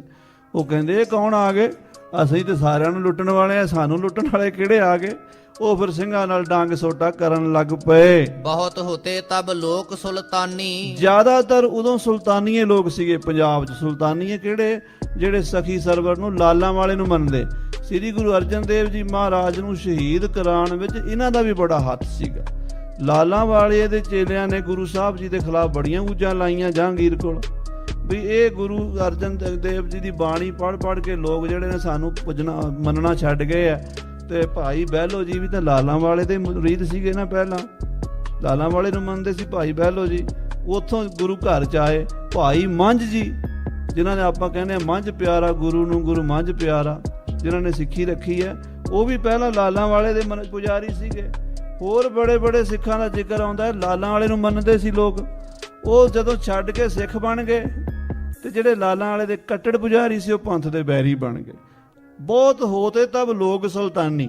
ਜਦੋਂ ਅੰਮ੍ਰਿਤ ਛਕਾਇਆ ਮਹਾਰਾਜ ਨੇ, ਮਾਝੇ ਮਾਲਜ ਸਿੰਘ ਗਏ ਨੇ, ਉਦੋਂ ਲਾਲਾਂ ਵਾਲੇ ਦੇ ਪੁਜਾਰੀਆਂ ਦਾ ਤੇ ਗੁੱਗੇ ਵਾਲਿਆਂ ਦਾ ਬਾਹਲਾ ਜ਼ੋਰ ਸੀਗਾ। ਰਖਤ ਸਿੰਘਨ ਸੋ ਬਹੁ ਦੰਗ ਖਾਨੀ। ਉਹ ਸਿੰਘਾਂ ਨਾਲ ਦੰਗੇ ਖਾਨੀ ਰੱਖਦੇ ਸੀ। ਕਈ ਪਿੰਡਾਂ 'ਚ ਜ਼ਿਕਰ ਆਇਆ ਬਈ ਪਿੰਡ ਸਿੰਘਾਂ ਨੇ ਜਾਣਾ, 10-20 ਸਿੰਘਾਂ ਦਾ ਜਥਾ ਉਤਰਨਾ ਘੋੜਿਆਂ ਤੋਂ, ਉਹਨਾਂ ਨੇ ਡਾਂਗਾਂ ਲੈ ਖਲੋ ਜਾਣਾ ਸੀ, ਪਾਣੀ ਨਹੀਂ ਭਰਨ ਦੇਣਾ ਤੁਹਾਨੂੰ, ਖੂਹਾਂ ਦੇ ਪਾਣੀ ਨਹੀਂ ਸੀ ਪੀਣ ਦਿੰਦੇ, ਉੱਥੇ ਡਾਂਗ ਛੋਟਾ ਹੋ ਜਾਂਦਾ, ਸਿੰਘ ਕੁੱਟ ਕਾ ਕੇ ਆ ਜਾਂਦੇ ਸੀ, ਪਾਣੀ ਪੂਣੀ ਪੀ ਕੇ ਕਿਤੇ ਰਾਸ਼ਨ ਪਾਣੀ ਫਿਰ ਖੋਹ ਲੈਂਦੇ ਸੀ ਉਹਨਾਂ ਕੋਲੋਂ। ਇਸ ਤਰ੍ਹਾਂ ਖਾਲਸਾ ਜੀ ਸਨ 1700 ਦੇ ਨੇੜੇ ਤੇੜੇ ਇਹ ਅੰਮ੍ਰਿਤ ਛਕਾਉਣ ਤੋਂ ਸਾਲ ਡੇਢ ਸਾਲ ਬਾਅਦ ਹਾਲਾਤ ਬਣ ਗਏ ਪੰਜਾਬ ਦੇ। ਹਾਂਜੀ, ਹੁਣ ਮਦ ਹੋਤੇ ਸਿੰਘ ਘਰ ਕੋਈ। ਉਹਨਾਂ ਵਿੱਚ ਪਿੰਡਾਂ 'ਚ ਸਿੰਘਾਂ ਦੇ ਘਰ ਥੋੜੇ ਹੁੰਦੇ ਸੀਗੇ ਤੇ ਸੁਲਤਾਨੀਆਂ ਦੇ ਜ਼ਿਆਦਾ ਹੁੰਦੇ ਸੀਗੇ। ਚਾਹੇ ਸਿੰਘਨ ਕੋ ਕੱਢਿਓ ਸੋਈ। ਉਹ ਸੁਲਤਾਨੀਏ 20-25 ਘਰ ਹੋਣ ਤੇ 1-2 ਸਿੱਖਾਂ ਦਾ ਘਰ ਹੋਵੇ ਪਿੰਡ ਵਿੱਚ, ਜਾਂ 100-200 ਸੁਲਤਾਨੀਏ ਹੋਣ, 5-7 ਸਿੱਖਾਂ ਦੇ ਹੋਣ, ਉਹਨਾਂ 5-7 ਦੀ 150 ਦੇ ਅੱਗੇ ਕੀ ਪੇਸ਼ ਜਾਂਦੀ ਹੈ। ਉਹ ਚਾਹੁੰਦੇ ਸੀ ਵੀ ਸਿੱਖ ਨਿਕਲ ਹੀ ਜਾਣ ਸਾਡੇ ਪਿੰਡੋਂ, ਇਹਨਾਂ ਕਰਕੇ ਇਹਨਾਂ ਦੇ ਘਰ ਸਿੰਘ ਆਉਂਦੇ ਆ, ਉਹ ਸਾਡਾ ਮਾਲ ਚੁੱਕ ਕੇ ਖਾ ਜਾਂਦੇ ਆ। ਸੁਲਤਾਨੀਏ ਸਿੰਘਾਂ ਨੂੰ ਵੇਖ ਵੇਖ ਕੇ ਬੜੇ ਸੜਨ ਲੱਗੇ। ਤੁਮ ਖਾਤਰ ਹਮ ਘਰ ਸਿੰਘ ਆਵੈ। ਉਹ ਸਿੰਘਾਂ ਨੂੰ, ਘਰਾਂ ਦੇ ਪਿੰਡੂ ਸਿੰਘਾਂ ਨੂੰ ਕਹਿੰਦੇ ਆ, ਤੁਹਾਡੇ ਕਰਕੇ ਸਾਡੇ ਪਿੰਡਾਂ 'ਚ ਸਿੰਘ ਆਉਂਦੇ ਆ, ਇਮ ਕਰ ਹਮ ਕੋ ਬਹੁ ਸੰਤਾਵੈ। ਔਰ ਇਹ ਸਾਡੇ ਘਾਹ ਪੱਠੇ ਵੱਢ ਕੇ ਲੈ ਜਾਂਦੇ ਆ, ਘੋੜੇ ਬੰਨ੍ਹ ਦਿੰਦੇ ਸਾਡੇ ਬੂਹਿਆਂ ਅੱਗੇ, ਅਸੀਂ ਨਹੀਂ ਚੰਗਾ ਸਮਝਦੇ, ਇਹ ਨਹੀਂ ਆਉਣੇ ਚਾਹੀਦੇ, ਜੇ ਤੁਸੀਂ ਇਹਨਾਂ ਨੂੰ ਬੁਲਾਣਾ ਤੇ ਇੱਥੋਂ ਨਿਕਲ ਜਾਓ। ਇਦਾਂ ਸਿੰਘਾਂ ਨੂੰ ਸੁਲਤਾਨੀਆਂ ਨੇ ਪਿੰਡਾਂ 'ਚ ਰਹਿਣਾ ਦੁਖੀ ਕਰ ਦਿੱਤਾ, ਮੁਹਾਲ ਕਰ ਦਿੱਤਾ। ਸੁਲਤਾਨੀਆਂ ਸਿੰਘਨ ਬੈਰ ਵੱਧ ਗਇਓ। ਉਹ ਫਿਰ ਸੁਲਤਾਨੀਆਂ ਦਾ ਤੇ ਸਿੰਘਾਂ ਦਾ ਵੈਰ ਵੱਧ ਗਿਆ, ਬਹੁਤ ਦੁਸ਼ਮਣੀ ਪੈ ਗਈ। ਸਿੰਘਨ ਸੁਲਤਾਨੀਆਂ ਦੰਗ ਭਇਓ। ਸਿੰਘਾਂ ਦੇ ਸੁਲਤਾਨੀਆਂ ਦੇ ਦੰਗੇ ਵੀ ਹੋਏ, ਕਈ ਪਿੰਡਾਂ 'ਚ ਡਾਂਗਾਂ ਸੋਟੇ ਹੋਏ, ਕਿਤੇ ਸਿੰਘ ਸ਼ਹੀਦ ਹੋ ਜਾਂਦੇ ਸੀ, ਕਿਤੇ ਸੁਲਤਾਨੀਏ ਮਾਰੇ ਜਾਂਦੇ ਸੀ। ਦੋਹਰਾ ਗੁਰ ਸਿੰਘਨ ਘਰ ਥੀ ਕਮੀ, ਆਓ ਸੁਲਤਾਨੀਆਂ ਢੇਰ। ਕਿਉਂਕਿ ਸੁਲਤਾਨੀਏ ਜਿਹੜੇ ਸੀਗੇ ਉਹ ਅਮੀਰ ਲੋਕ ਸੀਗੇ, ਉਹਨਾਂ ਦੇ ਘਰ ਵੀ ਜ਼ਿਆਦੇ ਸੀਗੇ, ਉਹਨਾਂ ਕੋਲ ਜ਼ਮੀਨਾਂ ਵੀ ਜ਼ਿਆਦੀਆਂ ਸੀ।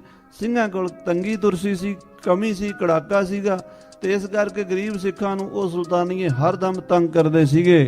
ਵੜਨ ਨਾ ਦੇਵੈ ਖਾਲਸਾ, ਕਿਤ ਵੜੈ ਅਵੇਰ ਸਵੇਰ। ਉਹ ਖਾਲਸੇ ਨੂੰ ਪਿੰਡਾਂ 'ਚ ਨਹੀਂ ਸੀ ਵੜਨ ਦਿੰਦੇ, ਵਿਚਾਰੇ ਸਿੰਘ ਸਵੇਰ ਹਨੇਰੇ ਸਵੇਰੇ ਕਿਤੇ ਆ ਕੇ ਰਾਸ਼ਨ ਪਾਣੀ ਛਕਦੇ ਸੀਗੇ। ਚਾਓ ਪਈ ਥੋੜਨ ਸਿੰਘਨ ਵੜਨ ਨਾ ਦੇ। ਥੋੜੇ ਸਿੰਘਾਂ ਨੂੰ ਤੇ ਵੜਨ ਨਹੀਂ ਸੀ ਦਿੰਦੇ, ਕਿਉਂਕਿ ਉਹ ਪਿੰਡਾਂ 'ਚ ਉਹਨਾਂ ਦੇ 100-100 200 ਬੰਦੇ ਦੇ ਹਰ ਪਿੰਡ 'ਚ ਹੁੰਦੇ ਹੀ ਆ ਲੱਠਮਾਰ, ਤੇ 10-20 ਸਿੰਘ ਆ ਜਾਣ ਤੇ 150 ਨਾਲ ਕੀ ਜ਼ੋਰ ਚੱਲਦਾ। ਉਹ ਵਿਚਾਰੇ ਸਿੰਘ ਜਿਹੜੇ ਸੀਗੇ ਉਹ ਹਨੇਰੇ ਸਵੇਰੇ ਪਿੰਡਾਂ 'ਚ ਆਉਂਦੇ ਤੇ ਗੱਫਾ ਪਾਣੀ ਛਕ ਕੇ ਚਲੇ ਜਾਂਦੇ। ਤਉ ਉਨਕੋ ਸਿੰਘਨ ਬਾਹਰ ਕਲੇ। ਤੇ ਉਹ ਫਿਰ ਕੀ ਕਰਦੇ, ਪਿੰਡ ਵਾਲੇ ਕਹਿੰਦੇ ਬਾਬਾ ਜੀ ਤੁਸੀਂ ਬਾਹਰ ਜੰਗਲ 'ਚ ਰਿਹਾ ਕਰੋ, ਉੱਥੇ ਤੁਹਾਨੂੰ ਪ੍ਰਸ਼ਾਦਾ ਪਹੁੰਚਾ ਦਿਆਂਗੇ। ਮਾਈਆਂ ਰਾਤ ਨੂੰ ਪ੍ਰਸ਼ਾਦੇ ਬਣਾਉਂਦੀਆਂ, ਸਿੰਘ ਸਵੇਰੇ ਸਵੇਰੇ ਜਾ ਕੇ ਉਹਨਾਂ ਸਿੰਘਾਂ ਨੂੰ ਪਹੁੰਚਾਉਂਦੇ, ਤੇ ਉਹ ਵਿਚਾਰੇ ਸਿੰਘ ਜੰਗਲਾਂ 'ਚ ਹੀ ਪ੍ਰਸ਼ਾਦੇ ਛਕਦੇ ਸੀਗੇ। ਜਬ ਵੱਡ ਜਥ ਭੁਜੰਗੀਆਂ ਕੀਓ। ਜਦੋਂ ਏਦਾਂ ਵੱਡੇ ਜਥੇ ਹੋ ਗਏ, ਫਿਰ ਸਿੰਘਾਂ ਨੇ ਸੋਚਿਆ ਵੀ ਏਦਾਂ ਦਾ ਗੁਜ਼ਾਰਾ ਨਹੀਂ ਹੋਣਾ, 10-20 ਸਿੰਘਾਂ ਨੂੰ ਤੇ ਪਿੰਡਾਂ ਇੱਕ ਪਿੰਡ ਨਹੀਂ ਕਾਬੂ ਕਰ ਲੈਂਦਾ। ਉਹ ਫਿਰ ਸਿੰਘਾਂ ਨੇ 2-2 400 ਸਿੰਘਾਂ ਦੇ ਜਥੇ ਬਣਾ ਲਏ। 10 ਬੇਸਣ ਰਲ ਡੇਰਾ ਥੀਓ। ਫਿਰ ਉਹ ਸਿੰਘਾਂ ਦੇ 10-10 20-20 ਸਿੰਘਾਂ ਦੇ 50-50 ਸਿੰਘਾਂ ਦੇ ਡੇਰੇ ਪੈ ਗਏ। ਜਾਏ ਡੇਰਾ ਢਿੱਗ ਗ੍ਰਾਮੀ ਲਾਵੈ। ਫਿਰ ਜਦੋਂ ਸਿੰਘ ਸ਼ਸਤਰਧਾਰੀ ਹੋ ਕੇ ਪੂਰਾ ਤਿਆਰਾ ਕਰਕੇ ਜਾਂਦੇ, ਪਿੰਡ ਦੇ ਕੋਲ ਡੇਰਾ ਲਾ ਲੈਂਦੇ ਪਿੰਡ ਤੋਂ ਬਾਹਰ। ਜੋ ਉਨ ਕੋ ਕੋਈ ਘਣਾ ਸਤਾਵੈ। ਜੇ ਕੋਈ ਆ ਕੇ ਤੰਗ ਕਰੇ ਤੇ ਫਿਰ ਉਹਨੂੰ ਕਹਿੰਦੇ ਤਗੜਾ ਹੋ ਜਾ, ਹੁਣ ਫਿਰ ਤੈਨੂੰ ਸੋਧਾ ਲਾਵਾਂਗੇ। ਦੇਵੈ ਨਹੀਂ ਤਿਸ ਬਹੁ ਸੰਤਾਹੇ। ਜਿਹੜਾ ਫਿਰ ਨਹੀਂ ਸੀ ਨਾ ਰਾਸ਼ਨ ਪਾਣੀ ਦਿੰਦਾ, ਖਾਸ ਕਰਕੇ ਘੋੜਿਆਂ ਨੂੰ ਪੱਠਿਆਂ ਦੀ ਲੋੜ ਹੁੰਦੀ ਸੀ, ਤੇ ਹੋਰ ਤਾਂ ਪ੍ਰਸ਼ਾਦਾ ਪਾਣੀ ਸੰਗਤ ਬਣਾ ਹੀ ਦਿੰਦੀ ਸੀ ਰੁੱਖਾ ਮੇਸਾ। ਪੱਠੇ ਜਿਹੜੇ ਉਹ ਖੇਤਾਂ 'ਚੋਂ ਵੱਢਣੇ ਪੈਂਦੇ ਆ, ਤੇ ਉਹ ਪੱਠੇ ਨਹੀਂ ਸੀ ਵੱਢਣ ਦਿੰਦੇ ਸੁਲਤਾਨੀਏ। ਖੂਹਣ ਖੇਤਰ ਉਜਾੜ ਸੋ ਜਾਹੇ। ਫਿਰ ਸਿੰਘ ਖੇਤਾਂ 'ਚ ਘੋੜੇ ਵਾੜ ਦਿੰਦੇ ਸੀਗੇ, ਫਿਰ ਉੱਥੇ ਡਾਂਗ ਸੋਟਾ ਵੀ ਹੁੰਦਾ ਸੀ, ਮਾਰਾ ਬਕਾਰਾ ਹੁੰਦਾ ਸੀ। ਇਸੇ ਤੌਰ ਖਾਲਸਾ ਫੜ ਲਈ। ਇਸ ਤਰ੍ਹਾਂ ਫਿਰ ਖਾਲਸੇ ਦਾ ਵਾਧਾ ਹੋਣ ਲੱਗਾ, ਤੇ ਫਿਰ ਤੰਗੀ ਤੁਰਸੀ ਦੋਹਾਂ ਪਾਸਿਆਂ ਨੂੰ ਆਈ, ਬੰਦੇ ਵੀ ਮਰਨ ਲੱਗੇ। ਕਈ ਕੁ ਦਿਨ ਇਮ ਗੁਜਰੇ ਭਈ। ਕਈ ਦਿਨ ਪੰਜਾਬ 'ਚ ਹਲਚਲ ਮਚ ਗਈ ਵੀ ਗੁਰੂ ਗੋਬਿੰਦ ਸਿੰਘ ਨੇ ਐਸਾ ਪੰਥ ਸਾਜ ਦਿੱਤਾ ਹੈ, ਪਿੰਡਾਂ 'ਚ ਆਉਂਦੇ ਆ ਤੇ ਸਾਰਿਆਂ ਦੀ ਨੱਕ ਦਮ ਕਰ ਜਾਂਦੇ ਆ। ਹਾਂਜੀ, ਔਰ ਪੰਥ ਬਹੁ ਵਾਧੈ ਭਈ। ਥਾਂ ਥਾਂ ਤੇ ਪੰਥ ਵਧਣ ਲੱਗਾ। ਸਿੰਘਨ ਲੈਣ ਨਜ਼ਰਾਨੇ ਠਾਏ। ਸਿੰਘਾਂ ਨੇ ਆਖਿਆ ਵੀ ਇਦਾਂ ਹੁਣ ਸਾਡਾ ਗੁਜ਼ਾਰਾ ਨਹੀਂ ਚੱਲਣਾ, ਜੇ 100-100 50-50 ਘੋੜਾ ਨਾਲ ਹੋਵੇ, ਤੇ ਸਿੰਘ ਵੀ ਹੋਣ, ਪਿੱਛੇ ਪਰਿਵਾਰ ਵੀ ਨੇ। ਫਿਰ ਉਹਨਾਂ ਨੇ ਨਾ ਸਰਕਾਰ ਦੇ ਖਜ਼ਾਨਿਆਂ 'ਚੋਂ ਨਜ਼ਰਾਨੇ ਲੈਣੇ ਸ਼ੁਰੂ ਕਰਤੇ। ਨਜ਼ਰਾਨੇ ਦਾ ਮਤਲਬ ਵੀ ਡਾਂਗ ਨਾਲ ਕਹਿਣਾ ਇੱਥੇ ਰੱਖ ਦੇ, ਤੂੰ ਚੌਧਰੀ ਬਣਿਆ ਫਿਰਦਾ, ਤੂੰ ਸਰਕਾਰ ਨੂੰ ਸਾਰੇ ਪੈਸੇ ਨਹੀਂ ਭੇਜਣੇ, ਅੱਧੇ ਸਾਨੂੰ ਦੇ ਦੇ। ਉਹ ਜਿਹੜੇ ਤੇ ਚੌਧਰੀ ਸੀਗੇ ਸਮਝਦਾਰ, ਡਰਦੇ ਮਾਰੇ ਦੇ ਦਿੰਦੇ ਸੀ, ਕਈ ਅੜ ਜਾਂਦੇ ਸੀ ਖਾਲਸੇ ਨਾਲ।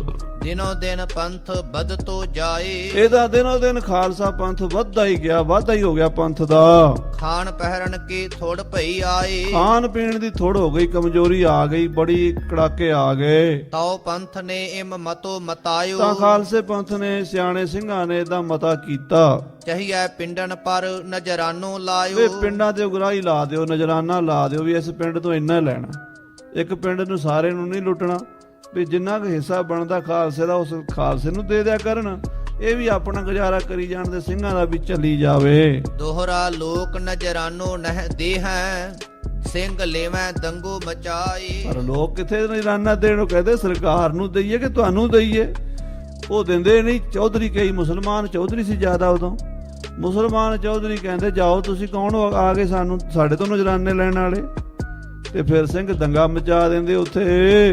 ਤੁਰਕਨ ਢਿੱਗ ਤਿਨ ਜਾਏ ਕੈ ਦਈ ਫਰਿਆਦ ਸੁਣਾਏ, ਤੇ ਤੁਰਕਾਂ ਕੋਲ ਜਾ ਕੇ ਉਹਨਾਂ ਨੇ ਫਰਿਆਦਾਂ ਕਰਨੀਆਂ ਚੌਧਰੀਆਂ ਨੇ ਸ਼ੁਰੂ ਕਰਤੀਆਂ, ਕਦੀ ਲਾਹੌਰ, ਕਦੀ ਸਰਹੰਦ, ਕਦੀ ਜਲੰਧਰ ਦੇ ਸੂਬੇ ਕੋਲ, ਥਾਂ ਥਾਂ ਜਿਹੜੇ ਨੇੜੇ ਸੀ ਸੂਬੇ, ਵੀ ਇਹ ਸਿੰਘ ਪਤਾ ਨਹੀਂ ਕਿੱਥੋਂ ਆ ਗਏ, ਸਾਨੂੰ ਤਾਂ ਇਹਨਾਂ ਨੇ ਨੱਕਦਮ ਕੀਤਾ ਹੋਇਆ, ਇਹ ਸਾਡੇ ਤੋਂ ਨਜ਼ਰਾਨੇ ਮੰਗਣ ਲੱਗ ਪਏ ਨੇ। ਚਾਉ ਪਈ ਤਉ ਚੜ ਫੌਜ ਤੁਰਕਨ ਕੀ ਆਈ, ਫਿਰ ਤੁਰਕਾਂ ਦੀਆਂ ਫੌਜਾਂ ਚੜ ਕੇ ਆਉਣ ਲੱਗ ਪਈਆਂ, ਹੁਣ ਸਿੰਘਨ ਬਹੁ ਲਿਓ ਫੜਾਈ। ਬਹੁਤ ਸਾਰੇ ਸਿੰਘ ਫੜ ਲਏ ਗਏ, ਫੜ ਫੜ ਦੀਨ ਲਾਹੌਰ ਕਲਾਏ, ਔਰ ਉਹਨਾਂ ਨੂੰ ਲਾਹੌਰ ਘੱਲਿਆ ਗਿਆ। ਤੁਰਕ ਨਵਾਬ ਸੋ ਦਏ ਮਰਵਾਏ, ਅਬਦੁਲ ਸ਼ਮੁੰਦ ਖਾਨ ਸੂਬੇ ਨੇ, ਜ਼ਬਰਦਸਤ ਖਾਨ ਨੇ ਉਹਨਾਂ ਸਿੰਘਾਂ ਨੂੰ ਤਸੀਹੇ ਦੇ ਦੇ ਕੇ ਮਾਰਿਆ। ਐਸੀ ਬਾਤ ਸਿੰਘਨ ਸੰਗ ਭਈ, ਏਦਾਂ ਗੁਰੂ ਗੋਬਿੰਦ ਸਿੰਘ ਦੇ ਹੁੰਦਿਆਂ ਹੀ ਇਹ ਕੰਮ ਸ਼ੁਰੂ ਹੋ ਗਿਆ ਸੀ ਖਾਲਸਾ ਜੀ ਸ਼ਹੀਦੀਆਂ ਦਾ। ਸਿੰਘਨ ਭੀ ਦਇਓ ਰੌਲੋ ਮਚਾਈ, ਸਿੰਘਾਂ ਨੇ ਵੀ ਆਖਿਆ ਵੀ ਕੋਈ ਗੱਲ ਨਹੀਂ, ਅਸੀਂ ਵੀ 31 ਦੇ 51 ਹੀ ਪੋੜਾਂਗੇ। ਇਹਨਾਂ ਨੇ ਵੀ ਫਿਰ ਵੱਡੇ ਵੱਡੇ ਚੌਧਰੀਆਂ ਦੇ ਸਿਰ ਵੱਢਣੇ ਸ਼ੁਰੂ ਕਰ ਦਿੱਤੇ। ਥੋੜਨ ਕੋ ਸਿੰਘਨ ਭੀ ਲੈ ਮਾਰੀ, ਜਦੋਂ ਥੋੜੇ ਤੁਰਕ ਕਾਬੂ ਆਉਂਦੇ, ਸਿੰਘ ਵੀ ਹਮਲਾ ਕਰਕੇ ਜਾ ਪੈਂਦੇ ਤੇ ਉਹਨਾਂ ਨੂੰ ਮਾਰ ਲੈਂਦੇ। ਬਹੁਤਨ ਦੇਖ ਸਿੰਘ ਰਲ ਜਾਏ ਝਾੜੀ, ਜੇ ਤੁਰਕਾਂ ਦੀ ਫੌਜ ਜ਼ਿਆਦੀ, ਸਿੰਘ ਥੋੜੇ ਹੋਣ, ਸਿੰਘ ਘੋੜੇ ਦੜਾ ਕੇ ਜੰਗਲਾਂ ਵਿੱਚ ਝਾੜੀਆਂ 'ਚ ਨਿਕਲ ਜਾਂਦੇ। ਸਿੰਘ ਤੁਰਕਨ ਵੱਧ ਗਇਓ ਬਾਦ, ਇਸ ਤਰ੍ਹਾਂ ਤੁਰਕਾਂ ਦਾ ਤੇ ਸਿੰਘਾਂ ਦਾ ਜੰਗ ਪੈ ਗਿਆ, ਯੁੱਧ ਹੋ ਗਿਆ। ਕਬ ਸਿੰਘਨ ਤੁਰਕਨ ਬਣਿਓ ਥੋ ਸਵਾਦ, ਤੋ ਕਦੀ ਖਾਲਸੇ ਦਾ ਤੇ ਤੁਰਕਾਂ ਦਾ ਬਣਿਆ ਵੀ ਨਹੀਂ ਸੀ ਆਪਸ। ਗੁਰੂ ਨਾਨਕ ਸਾਹਿਬ ਤੋਂ ਹੀ ਲੈ ਕੇ ਦੇਖ ਲਓ, ਗੁਰੂ ਹਰਗੋਬਿੰਦ ਸਾਹਿਬ ਦਾ ਸਮਾਂ, ਪੰਜਵੇਂ ਪਾਤਸ਼ਾਹ ਦਾ ਸਮਾਂ, ਨੌਵੇਂ ਪਾਤਸ਼ਾਹ ਦਾ ਸਮਾਂ, ਉਹੀ ਗੱਲ ਬਣਨੀ ਸੀ ਅੱਗੇ। ਉਹੀ ਗੱਲ ਆ ਵੀ ਉਹ ਗੱਲ ਹੁਣ ਨੇੜੇ ਲੱਗ ਪਈ, ਸਿਖਰ ਤੇ ਆ ਗਈ, ਲੜਾਈ ਝਗੜੇ ਦਾ ਮੈਦਾਨ ਗਰਮ ਹੋ ਗਿਆ। ਬੇਈਮਾਨ ਹਿੰਦੂ ਉਨ ਵੱਲ ਭਏ, ਜਿਹੜੇ ਬੇਈਮਾਨ ਸੀਗੇ ਹਿੰਦੂ, ਉਹ ਵੀ ਉਹਨਾਂ ਵੱਲ ਰਲ ਗਏ। ਭਾਵ ਸਾਰੇ ਤਾਂ ਨਹੀਂ ਰਲੇ, ਪਰ ਜਿਹੜੇ ਈਮਾਨ ਤੋਂ ਗਿਰੇ ਹੋਏ ਸੀਗੇ ਉਹ ਵੀ ਤੁਰਕਾਂ ਵੱਲ ਰਲ ਗਏ। ਜਾਂ ਤੇ ਅਦਕ ਪੰਥ ਹੈ ਬੈਰ ਭਏ, ਤੇ ਪੰਥ ਦੇ ਵੈਰੀ ਬਣ ਗਏ ਕਿ ਉਹ ਵੀ ਸੋਚਣ ਲੱਗ ਪਏ ਵੀ ਅਸੀਂ ਸਿੰਘਾਂ ਤੋਂ ਕੀ ਲੈਣਾ, ਸਰਕਾਰ ਨਾਲ ਸਾਡਾ ਮਿਲਣਾ ਚਾਹੀਦਾ, ਉੱਥੋਂ ਉਹਨਾਂ ਨਾਲ ਸਾਡੀ ਬਹਿਣ ਉੱਠਣ ਹੋਣੀ ਚਾਹੀਦੀ ਹੈ। ਸਿੰਘਾਂ ਦੇ ਵੈਰੀ ਬਣ ਗਏ। ਉਤੇ ਸੁਲਤਾਨੀ ਅੱਧੇ ਮੁਸਲਮੇ, ਜਿਹੜੇ ਸੁਲਤਾਨੀਏ ਸੀਗੇ ਅੱਧੇ ਮੁਸਲਮਾਨ ਸੀਗੇ। ਅੱਧੇ ਮੁਸਲਮਾਨ ਦਾ ਮਤਲਬ ਕਿਵੇਂ, ਹੈ ਤੇ ਹਿੰਦੂ ਪਰ ਖਾਂਦੇ ਉਹਦਾ ਝੂਠਾ ਭਰਾਈ ਦਾ। ਜਿਵੇਂ ਆਪਣੇ ਗੁਰਦੁਆਰੇ 'ਚ ਭਾਈ ਸਾਹਿਬ ਹੁੰਦਾ, ਉਹਨਾਂ ਦਾ ਭਰਾਈ ਹੁੰਦਾ। ਉਹ ਭਰਾਈ ਕੀ ਕਰਦਾ, ਉਹ ਆਪ ਰੋਟ ਬਣਾ ਕੇ ਨਾ ਉਹਨੂੰ ਮੂੰਹ 'ਚ ਪਾ ਕੇ ਝੂਠਾ ਕਰਕੇ ਤੇ ਫਿਰ ਉਹ ਬਾਕੀ ਸੰਗਤ ਨੂੰ ਵਰਤਾ ਦਿੰਦਾ, ਉਹਦਾ ਝੂਠਾ ਸਾਰਾ ਖਾਂਦੇ, ਉਹ ਮੁਸਲਮਾਨ ਹੁੰਦਾ। ਤੇ ਮੁਸਲਮਾਨ ਦਾ ਝੂਠਾ ਖਾਣ ਵਾਲੇ ਅੱਧੇ ਮੁਸਲਮਾਨ, ਹੁਤੇ ਸੁਲਤਾਨੀਏ ਅੱਧੇ ਮੁਸਲਮੇ। ਹਾਂਜੀ, ਹਿੰਦੂ ਕਹਾਵੈ ਝੂਠੇ ਨਿਕੰਮੇ, ਆਪਣੇ ਆਪ ਨੂੰ ਕਹਾਉਂਦੇ ਹਿੰਦੂ ਪਰ ਝੂਠ ਮੁਸਲਮਾਨਾਂ ਦੀ ਖਾਂਦੇ। ਤੋ ਕਾਹਦੇ ਝੂਠੇ ਹੀ ਹਨ, ਸੱਚੇ ਕਿੱਥੇ ਹਨ ਉਹ। ਹਾਂਜੀ, ਓਏ ਸਿੰਘਨ 10 ਦੈਂ ਪਕੜਾਏ, ਉਹ ਵੀ ਤੁਰਕਾਂ ਨਾਲ ਰਲ ਗਏ, ਉਹ ਸਿੰਘਾਂ ਦੀ 10 ਪਾਣ ਲੱਗ ਪਏ। ਸਾਡੇ ਪਿੰਡ ਇੰਨੇ ਘਰ ਸਿੱਖਾਂ ਦੇ ਆ, ਫੌਜ ਆਂਦੀ ਉਹਨਾਂ ਨੂੰ ਫੜ ਕੇ ਲੈ ਜਾਂਦੀ, ਸਿੰਘਾਂ ਨੂੰ ਫੜਾਉਣ ਲੱਗ ਪਏ, ਉਹ ਗ੍ਰਿਫਤਾਰੀਆਂ ਹੋਣ ਲੱਗ ਪਈਆਂ ਸਿੰਘਾਂ ਦੀਆਂ। ਸਿੰਘ ਮਾਰੈ ਉਨ ਟੋਲ ਘਰ ਜਾਏ, ਫਿਰ ਸਿੰਘ ਵੀ ਬਦਲੇ ਲੈਣ ਲੱਗ ਪਏ। ਜਿਨ੍ਹਾਂ ਦਾ ਪਤਾ ਲੱਗਦਾ ਸੀ ਇਹ ਮੁਖਬਰੀ ਕਰਦੇ, ਸਿੰਘ ਰਾਤ ਬਰਾਤੇ ਜਾ ਕੇ ਉਹਨਾਂ ਨੂੰ ਝਟਕਾਉਂਦੇ ਸੀਗੇ। ਦੋਹਰਾ ਜੋ ਸਿੰਘ ਕਾਬੂ ਉਨ ਆਵੈ ਸੋਏ ਓਏ ਦੇਵੈ ਮਾਰ, ਜਿਹੜਾ ਕੋਈ ਸਿੰਘ ਉਹਨਾਂ ਦੇ ਕਾਬੂ ਆਉਂਦਾ ਸੀਗਾ ਉਹ ਮਾਰ ਦਿੰਦੇ ਸੀ। ਸੁਲਤਾਨੀਏ ਇਕੱਠੇ ਹੋ ਗਏ। ਸਿੰਘਨ ਔ ਸੁਲਤਾਨੀਆਂ ਵੱਧ ਗਈ ਇਮ ਬੜ ਰਾਰ, ਏਦਾਂ ਸਿੰਘਾਂ ਦੀ ਤੇ ਸੁਲਤਾਨੀਆਂ ਦੀ ਲੜਾਈ ਵੱਧ ਗਈ। ਚਾਉ ਪਈ ਥੋਰਨ ਜੱਟ ਸਿੰਘ ਕਾਬੂ ਨਾ ਆਵੈ, ਥੋੜੇ ਤੋਂ ਤੇ ਸਿੰਘ ਕਾਬੂ ਨਹੀਂ ਸੀ ਆਉਂਦੇ। ਸਿੰਘ ਬੜੇ ਫੁਰਤੀਲੇ ਸੀਗੇ, ਘੋੜਿਆਂ ਦੇ ਚੜੇ ਜੰਗਲ 100-100 ਮੀਲ ਰਾਤੋਂ ਰਾਤ ਨਿਕਲ ਜਾਂਦੇ ਸੀਗੇ। ਥੋੜਿਆਂ ਨੂੰ ਨਹੀਂ ਸੀ ਕੁਝ ਸਮਝਦੇ। ਸੋ ਬਹੁਤ ਤੁਰਕਨ ਚਾੜ ਲਿਆਵੈ। ਤੇ ਇਸ ਕਰਕੇ ਤੁਰਕਾਂ ਦੀ ਫੌਜ ਬਹੁਤੀ ਚਾੜ ਕੇ ਲਿਆਉਂਦੇ ਸੀ। ਗਸਤੀ ਫੌਜ ਫਿਰਨ ਲੱਗ ਪਈ ਪੰਜਾਬ ਦੇ ਵਿੱਚ। ਤਉ ਸਿੰਘਨ ਜਾਏ ਝਾੜੀ ਰਲ ਬਹਿ। ਸਿੰਘ ਝਾੜੀਆਂ ਵਿੱਚ ਰਾਤਾਂ ਦੇ ਦਿਨ ਕੱਟਣ ਲੱਗੇ। ਆਗੇ ਪਿਛੈ ਫੜ ਤੁਰਕਨ ਖੋਹੇ ਖਾਹੈ। ਜੰਗਲਾਂ ਦੇ ਵਿੱਚ ਰਹਿਣ ਲੱਗ ਪਏ। ਅੱਗੇ ਪਿੱਛੇ ਮੌਕਾ ਪਾ ਕੇ ਤੁਰਕਾਂ ਕੋਲੋਂ ਖੋਹ ਕੇ ਖਾਣ ਲੱਗ ਪਏ। ਜਬ ਪਰ ਪੰਥੋ ਪੜੇ ਨਾ ਜੋਰ। ਜਦੋਂ ਪੰਥ ਦੇ ਉੱਤੇ ਜ਼ੋਰ ਨਹੀਂ ਸੀ ਪੈਂਦਾ। ਫੜੇ ਸਿੰਘਨ ਕੈ ਪਿਤ ਮਾਤ ਟੋਰ। ਫਿਰ ਉਹਨਾਂ ਦੇ ਮਾਤਾ ਪਿਤਾ ਜਾਂ ਬਜ਼ੁਰਗਾਂ ਨੂੰ, ਭੈਣਾਂ ਭਰਾਵਾਂ ਨੂੰ ਫੜ ਕੇ ਲੈ ਜਾਣ ਲੱਗ ਪਏ ਵੀ ਤੁਹਾਡੇ ਬੱਚੇ ਸਿੰਘਾਂ 'ਚ ਰਲੇ ਆ। ਪਰਿਵਾਰ ਦਿਆਂ ਨੂੰ ਸਰਕਾਰ ਤੰਗ ਕਰਨ ਲੱਗ ਪਈ। ਔਰ ਸਿੰਘ ਜੋ ਕਿਰਤ ਕਮਾਹੇ। ਜਿਹੜੇ ਸਿੰਘ ਕਿਰਤ ਕਵਰਤ ਕਰਦੇ ਸੀ, ਖੇਤੀਬਾੜੀ ਘਰਾਂ 'ਚ ਰਹਿੰਦੇ ਸੀ, ਉਹ ਨਹੀਂ ਸੀ ਸਿੰਘਾਂ ਦੇ ਨਾਲ ਰਲੇ ਹੋਏ। ਉਨ ਕੋ ਪਕੜ ਸੋ ਦੇ ਮਰਵਾਹੇ। ਉਹਨਾਂ ਨੂੰ ਵੀ ਫੜ ਕੇ ਮਰਵਾਉਣ ਲੱਗ ਪਏ। ਖਾੜਕੂ ਸਿੰਘਾਂ ਦਾ ਜਿਹੜਾ ਗੁੱਸਾ ਸੀਗਾ ਉਹ ਸਰਕਾਰ ਗਰੀਬ ਸਿੱਖਾਂ ਦੇ ਕੱਢਣ ਲੱਗ ਪਈ। ਉਤੇ ਗੁਰਦੁਆਰੇ ਜੋ ਸਿੰਘ ਰਹੇ। ਜਿਹੜੇ ਗੁਰਦੁਆਰਿਆਂ 'ਚ ਸਿੰਘ ਰਹਿੰਦੇ ਸੀਗੇ, ਸ੍ਰੀ ਅੰਮ੍ਰਿਤਸਰ, ਅਕਾਲ ਤਖਤ ਸਾਹਿਬ, ਹੋਰ ਗੁਰਦੁਆਰਿਆਂ ਵਿੱਚ ਧਰਮਸਾਲ ਮਦ ਬੁੰਗਣ ਬਹੇ। ਬੁੰਗਿਆਂ 'ਚ ਬੈਠੇ ਸੀ। ਆਪਣੇ ਪਿੰਡਾਂ 'ਚ ਬੁੰਗੇ ਬਣਾਏ ਸੀ ਸਿੰਘਾਂ ਨੇ। ਸੋ ਭੀ ਤੁਰਕਨ ਦੇ ਫੜਾਏ। ਉਹ ਵੀ ਉਹਨਾਂ ਸਿੰਘਾਂ ਨੂੰ ਵੀ ਸਰਕਾਰ ਨੇ ਫੜਨਾ ਸ਼ੁਰੂ ਕਰ ਦਿੱਤਾ। ਉਹ ਵਿਚਾਰੇ ਬੁੰਗਿਆਂ ਵਾਲੇ ਵੀ ਬੁੰਗਿਆਂ 'ਚੋਂ ਨਿਕਲ ਕੇ ਜੰਗਲਾਂ 'ਚ ਰਹਿਣ ਨੂੰ ਮਜਬੂਰ ਹੋ ਗਏ। ਤੁਰਕ ਤਿਨ ਮਾਰੈ ਸੀਸ ਕਟਾਏ। ਤੇ ਉਹਨਾਂ ਸਿੰਘਾਂ ਨੂੰ ਜਾ ਕੇ ਕਈਆਂ ਨੂੰ ਗੁਰਦੁਆਰਿਆਂ 'ਚ ਕਾਬੂ ਕਰਕੇ ਉਹਨਾਂ ਦੇ ਸਿਰ ਵੱਢ ਕੇ ਲੈ ਜਾਂਦੇ ਸੀਗੇ। ਔਰ ਠੌਰ ਕਿਤ ਸਿੰਘ ਹੱਥ ਆਹੇ। ਜੇ ਕਿਤੇ ਸਿੰਘ ਕਾਬੂ ਆ ਜਾਂਦਾ ਸੀਗਾ, ਤੁਰਤ ਫੁਰਤ ਤਿਹ ਦੇ ਮਰਵਾਹੇ। ਉਸੇ ਵੇਲੇ ਮਰਵਾ ਕੇ ਉਹਦਾ ਸਿਰ ਵੱਢ ਕੇ ਲੈ ਜਾਂਦੇ ਸੀ, ਨਾਮ ਲੈਂਦੇ ਸੀ। ਤਉ ਪੀ ਹੋਣੋ ਸਿੰਘ ਟਲੈ ਸੋ ਨਾਹੀ। ਪਰ ਫੇਰ ਵੀ ਜਿਹੜੇ ਗੁਰੂ ਦੇ ਪਿਆਰੇ ਸੀ, ਅੰਮ੍ਰਿਤ ਛਕਣ ਤੋਂ ਹਟਦੇ ਨਹੀਂ ਸੀਗੇ। ਸਿੰਘ ਵੱਧਦੇ ਹੀ ਜਾ ਰਹੇ ਸੀ। ਭਾਵੇਂ ਸਰਕਾਰ ਜਿੰਨਾ ਜ਼ੋਰ ਲਾ ਰਹੀ ਸੀ ਘਟਾਉਣ ਦਾ, ਪਰ ਕਲਗੀਧਰ ਪਾਤਸ਼ਾਹ ਦਾ ਤਪ ਤੇ ਜਿਤਨਾ ਸੀ, ਹਜ਼ਾਰਾਂ ਹੀ ਨਿਤ ਨਵੇਂ ਸਿੰਘ ਬਣਨ ਲੱਗ ਪਏ ਸੀ। ਮਰਨੋ ਮਝੈਲੈ ਨਾਹੀ ਡਰਾਹੀ। ਮਾਝੇ ਮਾਲਵੇ ਦੁਆਬੇ ਦੇ ਸਿੰਘ ਮਰਨ ਤੋਂ ਕਿੱਥੇ ਡਰਦੇ ਨੇ। ਦੋਹਰਾ ਰਹਿਤ ਖੂਬ ਬੁੱਧ ਖੂਬ ਲਖ ਬਾਣੀ ਖੂਬ ਪੜਾਏ। ਰਹਿਤ ਬੜੀ ਤਿਆਰ ਬਰ ਤਿਆਰ ਰੱਖਦੇ ਸੀਗੇ। ਰਹਿਤ ਦੇ ਬੜੇ ਪੱਕੇ ਸੀ। ਰਹਿਣੀ ਰਹਿ ਸੋਈ ਸਿੱਖ ਮੇਰਾ, ਉਹ ਸਾਹਿਬ ਮੈਂ ਉਸਕਾ ਚਿਹਰਾ। ਔਰ ਬਾਣੀ ਖੂਬ ਪੜਾਏ। ਬਾਣੀ ਬਹੁਤ ਪੜ੍ਹਦੇ ਸੀ। ਦਿਨ ਰਾਤ ਸਿੰਘ ਬਾਣੀ ਨਾਲ ਜੁੜੇ ਰਹਿੰਦੇ ਸੀ। ਸੁਲਤਾਨੀ ਦੀਵਾਨੀ ਛੋੜ ਆਏ। ਸਤਿਗੁਰ ਪੰਥ ਰਲਵਾਹੇ। ਤੇ ਕਈ ਸੁਲਤਾਨੀਏ ਵੀ ਸਿੰਘਾਂ ਦਾ ਜੀਵਨ ਵੇਖ ਕੇ ਪੰਥ ਨਾਲ ਲੜਨ ਲੱਗ ਪਏ ਸੀ। ਜਿਹੜੇ ਨੌਜਵਾਨ ਹਿੰਦੂ ਸੀਗੇ ਉਹ ਇਹ ਸਮਝਦੇ ਸੀ ਬਈ ਮੁਸਲਮਾਨ ਸਾਡਾ ਧਰਮ ਖਤਮ ਕਰਨ ਤੇ ਤੁਲੇ ਹੋਏ ਨੇ, ਸਾਡਾ ਕਲਚਰ, ਸਾਡੀ ਰਹਿਤ ਬਹਿਤ ਖਤਮ ਕਰਨ ਤੇ ਲੱਗੇ ਨੇ। ਉਹ ਵੀ ਕਲਗੀਧਰ ਪਾਤਸ਼ਾਹ ਦੇ ਝੰਡੇ ਥੱਲੇ ਆ ਕੇ ਅਮਰ ਛਕ ਕੇ ਸਿੰਘ ਸੱਜ ਜਾਂਦੇ ਸੀ। ਹਾਂਜੀ, ਚਾਉ ਪਈ ਦਿਨੇ ਰਾਤ ਪੰਥ ਵਧ ਤੋ ਆਵਤ। ਇਹਦਾ ਖਾਲਸਾ ਦਿਨੋਂ ਦਿਨ ਵੱਧਦਾ ਹੀ ਗਿਆ, ਵਾਧਾ ਹੀ ਹੁੰਦਾ ਗਿਆ ਪੰਥ ਦਾ। ਘਰ ਤੇ ਲਿਆ ਕਈ ਸਿੰਘਨ ਖਲਾਵਤ। ਤੇ ਕਈ ਗਰੀਬ ਸਿੱਖ ਹਿੰਦੂ ਤੇ ਜਿਹੜੇ ਪ੍ਰੇਮੀ ਸਾਹਿਧਾਰੀ ਸੀਗੇ, ਉਹ ਘਰੋਂ ਲਿਆ ਕੇ ਚੋਰੀ ਛਿਪੇ ਰਾਤ ਨੂੰ ਸਿੰਘਾਂ ਨੂੰ ਲੰਗਰ ਛਕਾਉਣ ਲੱਗ ਪਏ। ਕਿਸੈ ਪੁੱਤਰ ਪੋਤਰੈ ਕੋਈ ਆਪ ਪੰਥ ਵਿੱਚ ਸ਼ਾਮਲ ਹੋ ਗਏ। ਕਿਸੇ ਨੇ ਆਪਣੇ ਪੁੱਤਰ ਜਵਾਨ ਤੋਰ ਦਿੱਤੇ, ਕਿਸੇ ਨੇ ਆਪਣਾ ਪੋਤਰਾ ਤੋਰ ਦਿੱਤਾ। ਰਲੈ ਖਾਲਸਾ ਲਖ ਬੜ ਪ੍ਰਤਾਪ। ਕਈ ਬੁੱਢੇ ਬਜ਼ੁਰਗ ਕਹਿਣ ਲੱਗੇ ਪੁੱਤਰ ਜਾਓ ਪੰਥ ਦੇ ਵਿੱਚ ਸੇਵਾ ਕਰੋ, ਅਮਰ ਛਕੋ, ਗੁਰੂ ਕਲਗੀਧਰ ਦੇ ਨਾਲ ਮਦਦ ਕਰੋ। ਕੋ ਭੁੱਖੋ ਕੋ ਨੰਗੋ ਹੋਊ। ਕੋਈ ਭੁੱਖਾ ਨੰਗਾ ਹੋਵੇ, ਰਲ ਖਾਲਸਾ ਸੁਖ ਪਾਵੈ ਸੋ। ਉਹ ਵੀ ਪੰਥ ਵਿੱਚ ਆ ਕੇ ਸੁਖੀ ਹੋ ਗਏ। ਕਈ ਗਰੀਬ ਸਨ, ਘਰ ਰੋਟੀ ਨਹੀਂ ਸੀ ਮਿਲਦੀ। ਉਹਨਾਂ ਨੇ ਵੀ ਆਖਿਆ ਚਲੋ ਖਾਲਸਾ ਜੀ ਅਸੀਂ ਆਪਣਾ ਤਨ ਮਨ ਤੁਹਾਡੇ ਅਰਪਣ ਕਰਾਂਗੇ।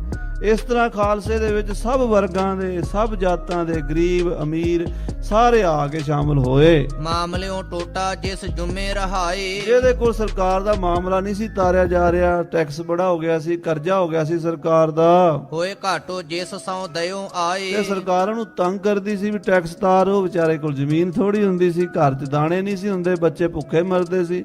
ਹੁਣ ਮਰਨਾ ਤਾਂ ਹੈ ਹੀ ਹੈ। ਕਹਿੰਦੇ ਫਿਰ ਪੰਥ ਵਿੱਚ ਰਲ ਕੇ ਕਿਉਂ ਨਾ ਸ਼ਹੀਦੀਆਂ ਪਾਈਏ।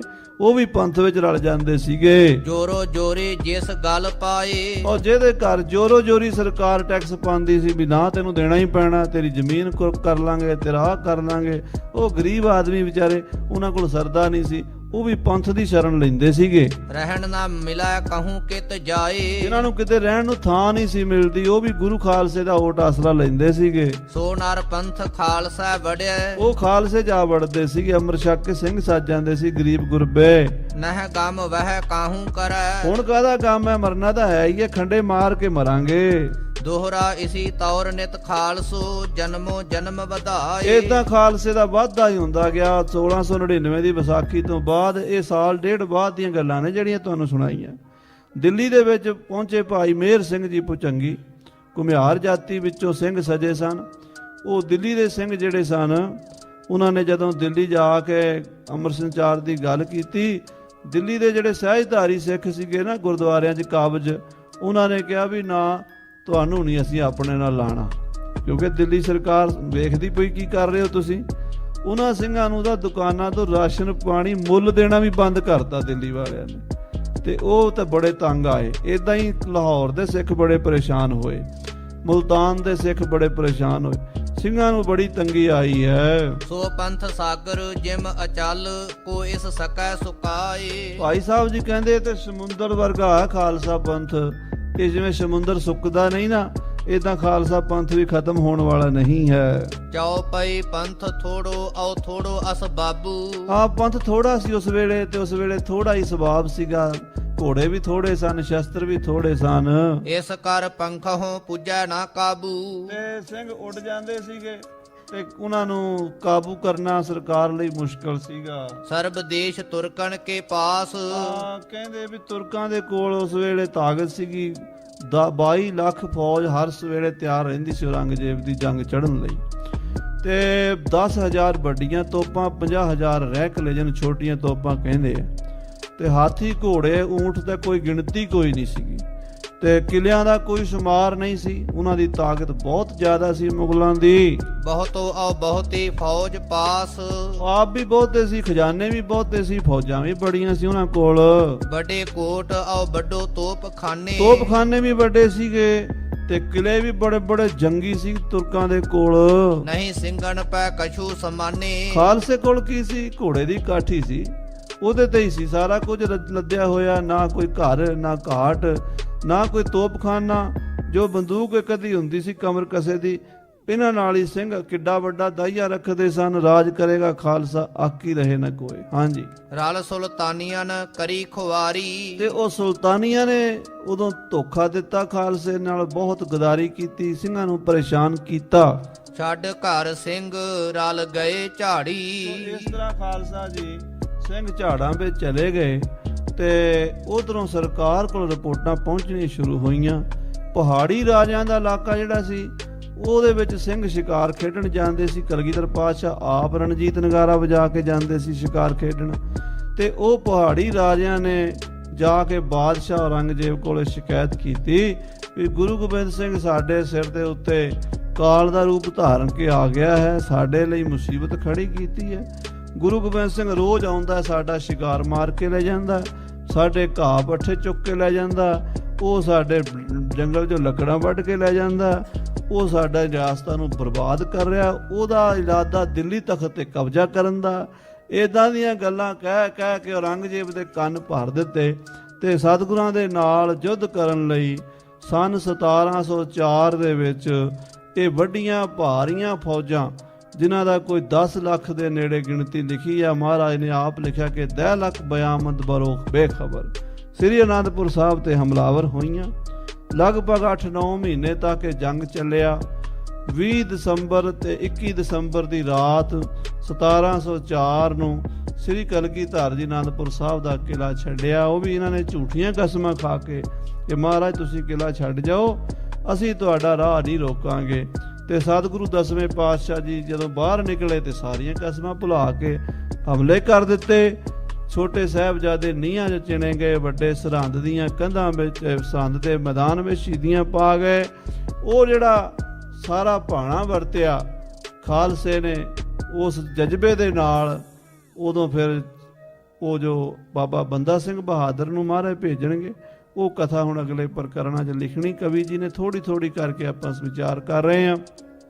ਇਹ ਪੰਥ ਆਰੰਭ ਕਿਵੇਂ ਹੋਇਆ, ਤੇ ਪੰਥ ਨੇ ਮਾਲਾਂ ਕੀ ਮਾਰੀਆਂ, ਤੇ ਕਿੱਡੀਆਂ ਕਿੱਡੀਆਂ ਕੁਰਬਾਨੀਆਂ ਕੀਤੀਆਂ, ਭਾਈ ਰਤਨ ਸਿੰਘ ਜੀ ਲਿਖ ਰਹੇ ਆ।